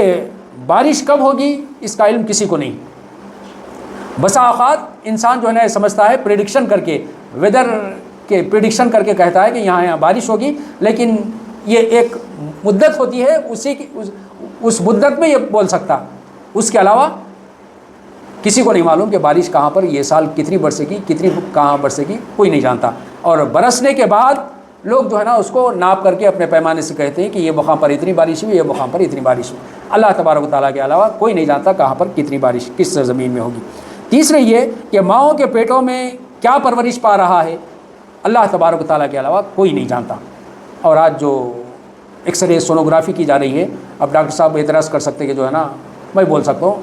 مشین میں دیکھ کے کیا پرورش پا رہا۔ تو انسان کی زندگی کے مختلف جو مراحل ہیں، ان مرحلوں میں جس مرحلے سے گزرتا ہے وہ ساری تفصیلات تک انسان نہیں پہنچا ہے، اور اللہ تبارک و تعالیٰ نے یہ بیان کر دیا ہے کہ انسان کے ان سارے مراحل سے جو گزرتا ہے اللہ تعالیٰ کو ہی پتہ ہے، کسی کو اس کا پتہ نہیں ہے۔ اور چوتھی بات اللہ تبارک و تعالیٰ نے ارشاد فرمایا، آدمی کل کیا کمائی کرنے والا ہے کوئی نہیں جانتا۔ کون کیا کمائی کرنے والا ہے کل، کس کی کیا کمائی ہونے والی ہے کوئی نہیں جانتا۔ چنانچہ دکاندار لوگ بہت یہ محاورہ ان میں مشہور ہے، گراہک اور موت بول کے نہیں آتے بول کے بولتے، ٹک کے بیٹھنا جا کے دکان پہ، گراہک اور موت بول کے نہیں آتے۔ تو اللہ تعالیٰ نے یہ ارشاد فرما دیا کہ کل کیا کمائی ہونے والی ہے تم نہیں جانتے، کبھی ہو جائے گی، کبھی کم ہوگی، کبھی زیادہ ہوگی، کبھی کسی کی نہیں ہوگی، اللہ تعالیٰ بہتر جانتا ہے۔ 5ویں چیز، کس مقام پر کس شخص کی موت ہوگی کوئی نہیں جانتا۔ اور مشرکین مکہ کا اعتراض تھا، جنگوں کے بارے میں آپ سن چکے ہیں کہ مشرکین یہ کہتے تھے کہ اگر وہ جنگ میں نہیں جاتے تو بچ جاتے، موت نہیں ہوتی۔ تو اللہ تبارک و تعالیٰ نے وہاں پر یہ بات ارشاد فرما دی تھی کہ اگر کسی کی موت کا وقت آتا ہے تو وہ خود اپنے گھروں سے دوڑے نکلتے اور اپنے مقتل میں جہاں انہیں قتل ہونا خود پہنچ جاتے۔ چنانچہ آج ہم دیکھ رہے ہیں کہ کس کی موت کہاں رکھی ہوئی ہے، وہ ہزاروں کلومیٹر سے سفر کر کے جلدی میں جا کے اس کی وہاں پہ موت ہو جاتی، نہیں جانتا وہ تو جو نا خوشی جاتا کہ مجھے ملنا ہے، میرے رشتہ داروں سے ملنا ہے، عید منانا ہے، یا پھر کوئی اور ایگزام ہے، یا نوکری پر جانا ہے، نوکری کا پروانہ لے کے نکلتا، لیکن موت آ جاتی راستے میں۔ اللہ تعالیٰ بولتا ہے موت کس کی کب آتی، کہاں آتی، کس جگہ پر آتی، کوئی نہیں جانتا۔ یہ سورہ لقمان کا اختتام ہوا۔ اس کے بعد سورہ سجدہ 30 آیتیں ہیں، 3 رکوع پر یہ سورہ مشتمل ہے، اور مکی سورہ ہے، 32ویں سورت مصحف کے اعتبار سے اور 75ویں سورت تنزیل کے اعتبار سے۔ رکوع 1 میں اللہ تعالیٰ نے ارشاد فرمایا، جو چیز بھی اللہ نے بنائی خوب بنائی، بہترین بنائی، اور انسان کی تخلیق اللہ تبارک و تعالیٰ نے کی اور نک سکھ سے اس کو درست کر دیا، بہترین شکل دے کر کے اللہ تبارک و تعالیٰ نے انسان کو بنایا۔ پھر اس کے بعد اپنی طرف سے روح پھونکی اللہ تبارک و تعالیٰ نے انسان کی، اور اس کو آنکھیں دی، دل دیے، کان دیے، اور انسان کم ہی شکر گزار ہوتا ہے اللہ تبارک و تعالیٰ۔ انسان اپنی جسمانی حیت پر اگر غور و فکر کرتا ہے تو اس کو پتہ چلتا ہے کہ یہ جتنے اعضاء اللہ تبارک و تعالیٰ نے فٹ کر دیے ہیں، جہاں جو چیز ہونا تھا، جو عضو ہونا تھا، اللہ تعالیٰ نے وہاں پر دے دیا ہے۔ اگر اتفاق سے کسی ایک کا عضو ایک جگہ کے بجائے دوسری جگہ ہو تو ہمیں کتنی کراہیت ہوتی ہے، کتنا بدنما صورت وہ دکھتی ہے۔ تو اللہ تبارک و تعالیٰ نے اتنے سارے انسان پیدا کر رہا ہے اور ہر ایک کو بہترین شکل دے اللہ تعالیٰ پیدا کر رہا ہے۔ رکوع 2 میں اللہ تعالیٰ نے ارشاد فرمایا مجرم کہیں گے اے ہمارے رب ہمیں واپس اس دنیا میں بھیج دیجئے تاکہ ہم بہترین عمل کر کے آئیں اور ہم کو پھر سے واپس دنیا میں بھیج دیں۔ تو اللہ تبارک و تعالیٰ کہے گا کہ جو مہلت عمل تھی وہ ختم ہو گئی، یہ دنیا میں جو کچھ دے دیا گیا اس مہلت میں تم کو جو کچھ کرنا تھا شکر گزاری کرنی تھی تو شکر گزاری کرنی تھی۔ اللہ تعالیٰ نے تمہیں وارننگ دے دی تھی اور تمہیں سارے ذرائع اور وسائل دے دیے تھے، ان وسائل کو استعمال کر کے ان اعضاء کو استعمال کر کے اللہ کی شکر گزاری ادا کرنی تھی، نہیں کہ تم نے کفر کیا اور اب آ گئے ہمارے دربار میں اور اب آ کر کے تم التجا کر رہے ہو، لیکن وہ تمہاری درخواست کو نہیں مانا جائے گا۔ ایمان والوں کو اللہ تبارک و تعالیٰ آیتیں پڑھ کر کے سناتا ہے تو ان کی کیفیت کیا ہوتی ہے اس کا تذکرہ اللہ تعالیٰ نے کیا کہ قرآن مجید کی آیات پڑھ کر جب ایمان والوں کو سنائی جاتی ہے تو وہ سجدے میں گر جاتے ہیں اللہ تبارک و تعالیٰ کے آگے اور اللہ تبارک و تعالیٰ کی حمد اور تسبیح کرتے ہیں اور پھر تکبر نہیں کرتے، اور ان کی پیٹھیں راتوں کے وقت میں بستروں سے الگ رہتی ہیں اور اپنے رب کو خوف اور طمع کے ساتھ یہ لوگ پکارتے رہتے ہیں اور اللہ کے راستے میں خرچ کرتے ہیں جو کچھ انہیں دیا گیا۔ تو یہ ہم قرآن مجید سن رہے ہیں، قرآن مجید ہم سمجھ رہے ہیں، تو اب ہماری یہ ذمہ داری بنتی ہے کہ جو صفات اللہ تبارک و تعالیٰ نے ارشاد فرمائی ہیں ہم قرآن مجید سنیں تو سجدے میں گرتے ہیں، یعنی جب سجدے کا وقت آئے تو برابر سجدے کریں، اور راتوں میں پیٹھوں بستروں سے الگ رہتی ہیں، رات میں بھی اٹھ کر کے الگ سے اللہ تبارک و تعالیٰ کی عبادت کریں۔ یہ صرف فرض نمازوں کی حد تک محدود نہ رہ جائیں بلکہ اس کے علاوہ اور اللہ تعالیٰ کے لیے رکوع اور سجدے کریں، اور اسی طرح سے حمد اور تسبیح اللہ تعالیٰ نے ارشاد فرمائی اٹھتے بیٹھتے چلتے پھرتے جو دعائیں ہیں اذکار ہیں وہ تسبیحات کا ہم اہتمام کریں۔ ایسا نہیں ہے کہ میں جوان ہوں یہ بوڑھوں کا کام ہے، ایسا نہیں ہے۔ اللہ تبارک و تعالیٰ نے جوان اور بوڑھے کچھ نہیں کہا یہاں پر، اللہ تبارک و تعالیٰ نے کہا کہ ہمارے نیک بندے جب انہیں آیات سنائی جاتی ہیں تو ان کا یہ طریقہ کار ہوتا ہے، اور اگر یہ تسبیح پھرنا شروع کر دیا، وہ تسبیح نہیں جو لوگوں کو بتانے کے لیے، ویسا نہیں، وہ اس میں شرک بھی آ جاتا یا پھر اس میں شو آف آ جاتا، تو ویسی تسبیح نہیں کرنا بلکہ تسبیح زبان سے دل سے تسبیحات جاری رہنا، دعائیں کرتے رہنا۔ تو یہ تسبیحات اللہ تبارک و تعالیٰ چاہتے ہیں۔ یہ تو جو ہے نا تسبیحات اب نئی ایجاد ہوئی، اللہ کے رسول کے دور میں کوئی بھی تسبیحات نہیں تھی، اب جو ہے نا بنا لیا ہماری سہولت کے واسطے۔ تو یہ تسبیحات کرتے ہیں اور ہم جو ہے نا اپنی زندگی کے جس مرحلے میں ہوں اللہ تعالیٰ کی باتیں آ گئی ہمیں سمجھ میں آ گئیں اس کا جو ہے نا اہتمام شروع کر دیں۔ پھر اللہ تعالیٰ نے ارشاد فرمایا کہ مومن اور فاسق لوگ برابر نہیں ہو سکتے۔ مومنوں کا تو یہ جو ہے نا کردار ہوتا ہے، اس کے مقابلے میں جو لوگ آیات کو سن کر اللہ کے بندے نہیں بنتے، اللہ تبارک و تعالیٰ کی عبادت نہیں کرتے، فسق و فجور کرتے ہیں، وہ دونوں بندے یکساں نہیں ہو سکتے۔ رکوع 3 میں اللہ تعالیٰ نے ارشاد فرمایا جب بنی اسرائیل کو کتاب دی گئی ہدایت کے لیے تو انہوں نے صبر کیا اور ہماری آیات پر یقین کرتے رہے، تو اللہ تبارک و تعالیٰ نے ان میں کے اندر ایسے پیشوا بنائے جو اللہ تبارک و تعالیٰ کے حکم سے رہنمائی کرتے تھے۔ جب لوگ اللہ کی کتاب پر ایمان رکھتے ہیں اور یقین رکھتے ہیں، اس کے مطابق زندگی گزارتے ہیں، تو اللہ تبارک و تعالیٰ ان میں بہترین لیڈرز پیدا کرتا ہے۔ اس آیت میں اللہ تعالیٰ نے یہ بات ارشاد فرمائی کہ کتاب پر یقین رکھتے ہیں اور کتاب کے مطابق جو ہے نا زندگیاں گزارتے ہیں، تو اللہ تبارک و تعالیٰ ایسا انتظام کرتا ہے کہ ان میں بہترین لیڈرز کو پیدا کرتا ہے۔ اور اس کے بعد اللہ تعالیٰ نے ارشاد فرمایا اب جو بنی اسرائیل اختلافات کا شکار ہیں تو اللہ تبارک و تعالیٰ قیامت کے روز ان کا فیصلہ کر دے گا۔ کتاب کے مطابق زندگی نہیں گزارتے تو اختلافات کا شکار ہو جاتے ہیں۔ کون سے لیڈرز پیدا ہوتے ہیں؟ جو اختلافات میں مبتلا کر کے لیڈر ہی کرتے ہیں، ایسے لیڈر پیدا ہوتے ہیں۔ تو لیڈر ہی اچھی ہونا ہے تو اللہ تبارک و تعالیٰ کی کتاب پہ پختہ یقین رکھنا ہے اور اس کے مطابق زندگی گزارنا ہے۔ یہ تیسرا آخری رکوع تھا سورہ سجدہ کا۔ اس کے بعد سورہ احزاب کا آغاز ہوتا ہے۔ احزاب حزب سے ہے، احزاب پارٹیز کو کہتے ہیں، لشکروں کو، اور یہ مدنی صورت ہے۔ کل 73 آیات ہیں، 9 رکوع ہیں اور 33ویں صورت مصحف کے اعتبار سے، 90 صورت ریویلیشن کے اعتبار سے۔ رکوع 1 میں اللہ تعالیٰ نے ارشاد فرمایا اللہ نے کسی آدمی کے سینے میں 2 دل نہیں دیے، کسی آدمی کے جسم میں دھڑ میں 2 دل نہیں دیے۔ اللہ تعالیٰ نے یہاں جو بات ارشاد فرمائی، آج ہم دیکھتے ہیں کہ اگر اس پہ غور و فکر نہیں کرے تو ڈاکٹر صاحب بول سکتے 2 دل دیے، کس کو؟ 2 دل دیے۔ عورت جب حاملہ رہتی تو 2 دل رہتے اس میں۔ اللہ تعالیٰ یہاں کیا بول رہا؟ ہم کسی آدمی کے دل میں، آدمی کے سینے میں، آدمی کے دھڑ میں 2 دل نہیں دیے۔ اللہ تعالیٰ کیسا بولا ہے؟ Fine tone. انسان کبھی حاملہ نہیں ہوتا، عورت ہوتی، مرد نہیں ہوتا، تو اللہ تبارک و تعالیٰ نے کہا کہ آدمی کے سینے میں 2 دل نہیں دیے، عورت کے جسم میں ہو سکتے، ایک موقع آتا جب ہو سکتے، اور یہ 2 دل نہیں دیے کا مطلب یہ بھی ہے، علماء کرام بیان کرتے ہیں، یہ تو ایک سائنٹیفک تھا، دوسرا اصل یہ ہے کہ آدمی جو ہے نا ایمان والا اور ایمان اور کفر نفاق دونوں ایک ساتھ نہیں ہو سکتے، یا تو پکا ایمان والا ہوگا یا نہیں تو پکا منافق ہوگا، کافر ہوگا، دونوں ایک ساتھ نہیں چل سکتے۔ تو اللہ تبارک و تعالیٰ نے یہاں پر اشارتاً یہ بات بھی بول دی، وہ بات بھی بول دی ایک آیت میں۔ اس کے بعد یہ بات ارشاد فرمائی، بیویوں سے زہار کرنے پر وہ تمہاری مائیں نہیں بن جاتی، اور اگر کسی نے کسی کو اپنا بیٹا منہ بولا بیٹا بنا لیا ہے تو وہ حقیقی بیٹا نہیں ہوتا، بلکہ ان بیٹوں کو اپنی باپ کی نسبت سے بلاؤ، اور اگر تم نہیں جانتے ان کے والد کون ہیں تو وہ تمہارے دینی بھائی۔ اللہ تبارک و تعالیٰ نے 2 اصول بیان کیے، ایک یہ کہ بعض مشرکین جو ہے نا اپنی بیویوں کو کبھی کبھار یہ کہہ دیا کرتے تھے کہ تمہاری پیٹھ میری ماں جیسی ہے، اور اس کے بعد وہ اپنی بیوی نہیں سمجھتے تھے، تو اللہ تبارک و تعالیٰ نے کہا کہ ایسا نہیں ہو سکتا، تمہاری اصلی ماں جو ہے وہی ماں ہو سکتی ہے، تمہاری ماں کی جگہ کوئی عورت نہیں لے سکتی، کوئی عورت تمہاری ماں کی جگہ نہیں لے سکتی، اس کا مقام اور مرتبہ نہیں ہو سکتا، تمہاری اصلی ماں تو وہی ہے جس نے تم کو جنا ہے۔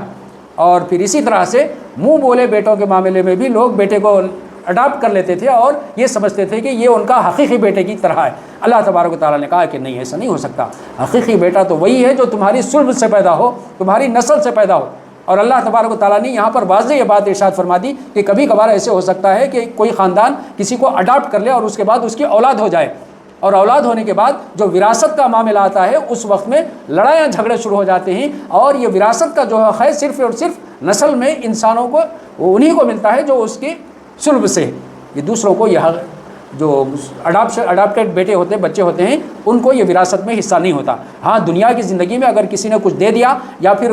وصیت کر دی 1/3 کی تو اس حساب سے اس کو دیا جا سکتا ہے۔ تو اللہ تبارک و تعالیٰ نے یہ بات اس لیے بھی ارشاد فرمائی کہ جو نسل کا تسلسل چلا آ رہا ہے وہ نسل کا تسلسل لینیج برقرار رہے، اللہ تعالیٰ نے یہ بات کی۔ اور بلا شبہ نبی تو اہل ایمان کے لیے ان کی اپنی ذات پر مقدم ہے۔ اللہ کے رسول صلی اللہ علیہ وسلم کا مقام بتایا گیا، مرتبہ بتایا گیا کہ نبی صلی اللہ علیہ وسلم کا مقام اور مرتبہ یہ ہے کہ مومنین کے لیے وہ ان کی اپنی جان سے بھی زیادہ اہمیت کے حامل ہیں۔ ہماری جانوں سے زیادہ ہم نبی کریم صلی اللہ علیہ وسلم سے محبت کرنا چاہیے، اور کسی مومن کا ایمان تکمیل کو نہیں پہنچ سکتا، کامل نہیں ہو سکتا اس وقت تک کہ جب تک کہ وہ جو ہے نا اپنے سے زیادہ اللہ کے رسول سے محبت نہ کرنے لگے۔ اور یہاں پر ایک چیز ہے کہ تقلید، اور دوسری چیز ہے تعظیم۔ تقلید یعنی فالو کرنا، اور تعظیم یعنی صرف احترام کرنا۔ تو یہ دونوں چیز جب تک نہیں ہے، جب تک جو ہے نا آیت کا جو اللہ تبارک و تعالیٰ چاہتے ہیں اس کا مدعا پورا نہیں ہو سکتا، مقصد پورا نہیں ہو سکتا۔ تقلید بھی ہے اور تعظیم بھی ہے، صرف تعظیم کریں گے تقلید نہیں کریں گے، اللہ تبارک و تعالیٰ کو ایسی تعظیم کی کوئی ضرورت نہیں، صرف احترام ہی احترام کریں گے، زبانی جمع خرچ کریں گے، اللہ تعالیٰ کو یہ مطلوب نہیں۔ اللہ تبارک و تعالیٰ کو تعظیم کے ساتھ تقلید مطلوب ہے۔ اسی لیے اللہ تعالیٰ نے سورہ آل عمران میں ارشاد فرمایا،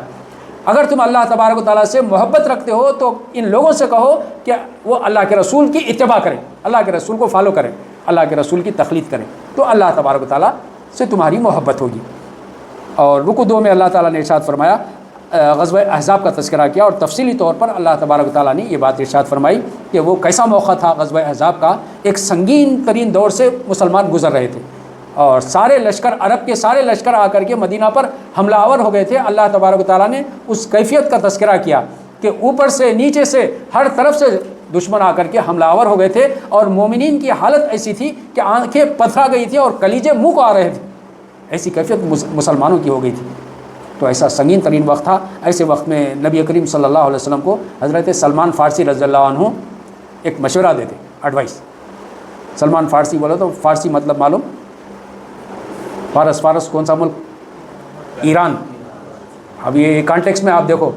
یہ ایرانی تھے ایک سلمان فارسی، وہ جنگ ہو رہی تھی، ایسا جنگ کا سنگین ترین مرحلہ تھا، اس وقت میں ایک ایرانی مشورے دیتے۔ کیا مشورہ دیتے؟ اللہ کے رسول، ہمارے پاس جنگوں میں دشمن سے بچنے کے لیے ہم خندق کھود لیتے۔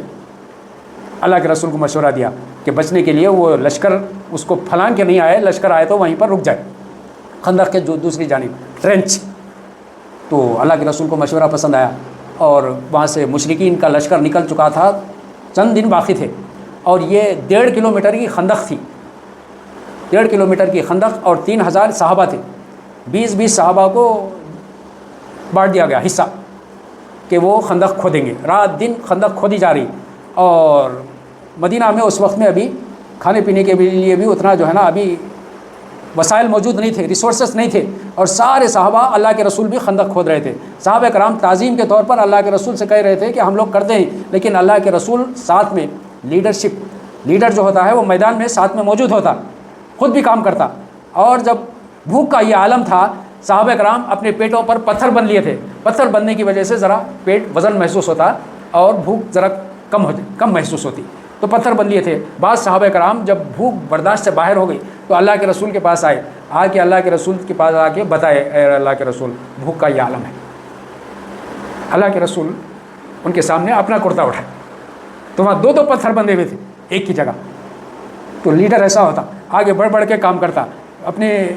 معاونین جو ہوتے ان سے زیادہ کام کرتا۔ تو یہ لیڈرشپ اگر ہوتی تو اس وقت میں جو ہے نا کوئی جمعیت ناکام نہیں ہوتی، اپنے مقاصد میں برابر کامیاب ہوتی ہے۔ اللہ تبارک و تعالیٰ بھی اپنی طرف سے اس کی مدد کرتا۔ اور ایک ایسا سنگین مرحلہ آ گیا، ایک بڑی چٹان آ گئی، اور یہ چٹان توڑنے کے لیے صحابہ کرام سے نہیں ہو پا رہا تھا۔ اللہ کے رسول کو بولے، رسول اللہ صلی اللہ علیہ وسلم تشریف لائے، آ کے جو ہے نا اس چٹان پر اپنی کدال چلائے، اور جو ہی چلانا تھا کہ ایک چنگاری نکلی اور ایک طرف گئی۔ اللہ کے رسول صلی اللہ علیہ وسلم نے ویژن دیا لشکر کو، میں اس چنگاری میں روم کے محلات کو دیکھ رہا ہوں۔ پھر ایک چنگاری نکلی، اللہ کے رسول نے کہا میں اس چنگاری میں ایران کے محلات کو دیکھ رہا ہوں، سپر پاورز ہیں، اور اب یہاں حالت یہ ہے کہ مدینہ کی بستی کو بچانے کے لیے خندق کھودی جا رہی ہے، لیکن لیڈر ایک ویژن دے رہا ہے۔ تو لیڈر ایسا ہوتا ہے کہ جو ہے نا ایک بڑا ویژن رکھتا، بڑا خواب دیکھتا، اور اس کے لیے بڑی کوششیں کرتا، جد و جہد کرتا۔ تو وہ وسائل اگرچہ کہ کم ہوں، لیکن وہ ویژن کی وجہ سے، ان کے حوصلے کی وجہ سے، ہمت کی وجہ سے وہ اپنی کامیابی کو حاصل کر لیتے۔ اور جب یہ لشکر آیا، دیکھا خندق کو، ارے یہ کیا، ہم تو سمجھ رہے تھے کہ جا کر کے ایک دم مدینہ کی آبادی پہ ٹوٹ پڑیں گے، لیکن سلمان فارسی جن کے مشورے کی وجہ سے یہ سارا مدینہ بچ گیا، اور ایک سپاہی کو بھی آنے کی پھلانگنے کی جرت نہیں ہوئی۔ سارا لشکر 10,000 کا لشکر سارے کے سارے جو ہے نا خندق کے دوسرے جانب خیمے گارڈ کر کے وہاں پر محاصرہ کر کے بیٹھ گئے۔ 20 دن تک وہاں پر بیٹھے رہے اور کوشش کرتے رہے بیچ بیچ میں، درمیان میں، لیکن جو ہے نا ناکامی چ مسلمان کامیاب ہو گئے۔ اور اس طرح سے جنگوں کو لڑا جاتا ہے۔ مسلمان صرف جو ہے نا مسجد کی حد تک محدود نہیں ہوتا، جب وقت آتا ہے تو جو ہے نا وہ جنگ لڑنے کے لیے بھی جو ہے نا اس کے پاس صلاحیت ہوتی ہے، اور وہ یہ بھی سوچتا ہے اور یہ مشورے بھی کرتا ہے، اور وہ اس کے لیے جد و جہد بھی کرتا ہے۔ تو اللہ تبارک و تعالیٰ نے غزوہ احزاب کا تفصیل سے تذکرہ کیا ہے۔ ضرورت اس بات کی ہے کہ ہم جو ہے نا اس کو پڑھیں، اس لیے نہیں کہ جو ہے نا یہ ہمارا کیا تعلق جنگوں سے، اللہ تبارک و تعالیٰ نے جد و جہد کا، اور موومنٹ کس طرح سے چلتی ہیں، لیڈرشپ کس طرح سے پیدا ہوتی ہے، لوگوں میں مختلف طبقات کس طرح سے پیدا ہو جاتے ہیں، اور لوگ کس طرح سے ناکامی کے لیے کوششیں کرتے ہیں اور سازشیں کرتے ہیں، اللہ تعالیٰ نے اس میں تفصیل سے ارشاد فرمایا۔ وقت محدود ہے اور ہمارا وقت ہو چکا ہے۔ آخری میں جو ہے نا رکوع 3 میں اللہ تعالیٰ نے جو باتیں ارشاد فرمائی وہ یہ کہ در حقیقت تم لوگوں کے لیے اللہ کے رسول میں ایک بہترین نمونہ ہے۔ آیت کہاں پہ نازل ہوئی؟ ہم ڈریسنگ کے وقت میں سنت کا میٹھا کھانے کے وقت میں، عیدہ منانے کے وقت میں، اور فنکشنز منانے کے وقت میں کیا بولتے ہیں؟ اللہ کے رسول میں ہمارے لیے بہترین نمونہ ہے۔ اور وہاں غزوہ احزاب میں ایسا سنگین مرحلہ آیا ہوا ہے، اور صحابہ کرام اتنی جد و جہد کر رہے ہیں، کوشش کر رہے ہیں، اللہ تبارک و تعالیٰ یہ آیت نازل کر رہا ہے، اللہ کے رسول اپنا کرتا اٹھا کر بتا رہے ہیں، 2 پتھر بندھے ہوئے ہیں، صحابہ کرام کے پیٹوں پر پتھر بندھے ہوئے ہیں، اور مومنین سے کہا جا رہا ہے اللہ کے رسول کی ذات میں تمہارے لیے بہترین نمونہ ہے، صبر کا، شکر کا، جد و جہد کا، اللہ کے راستے میں کوشش کرنے کا۔ سچے مومن کا حال یہ ہے کہ جب انہوں نے حملہ آور لشکروں کو دیکھا تو انہوں نے کہا کہ یہ تو وہی وعدہ ہے جو اللہ تعالیٰ نے ہم سے کیا ہے۔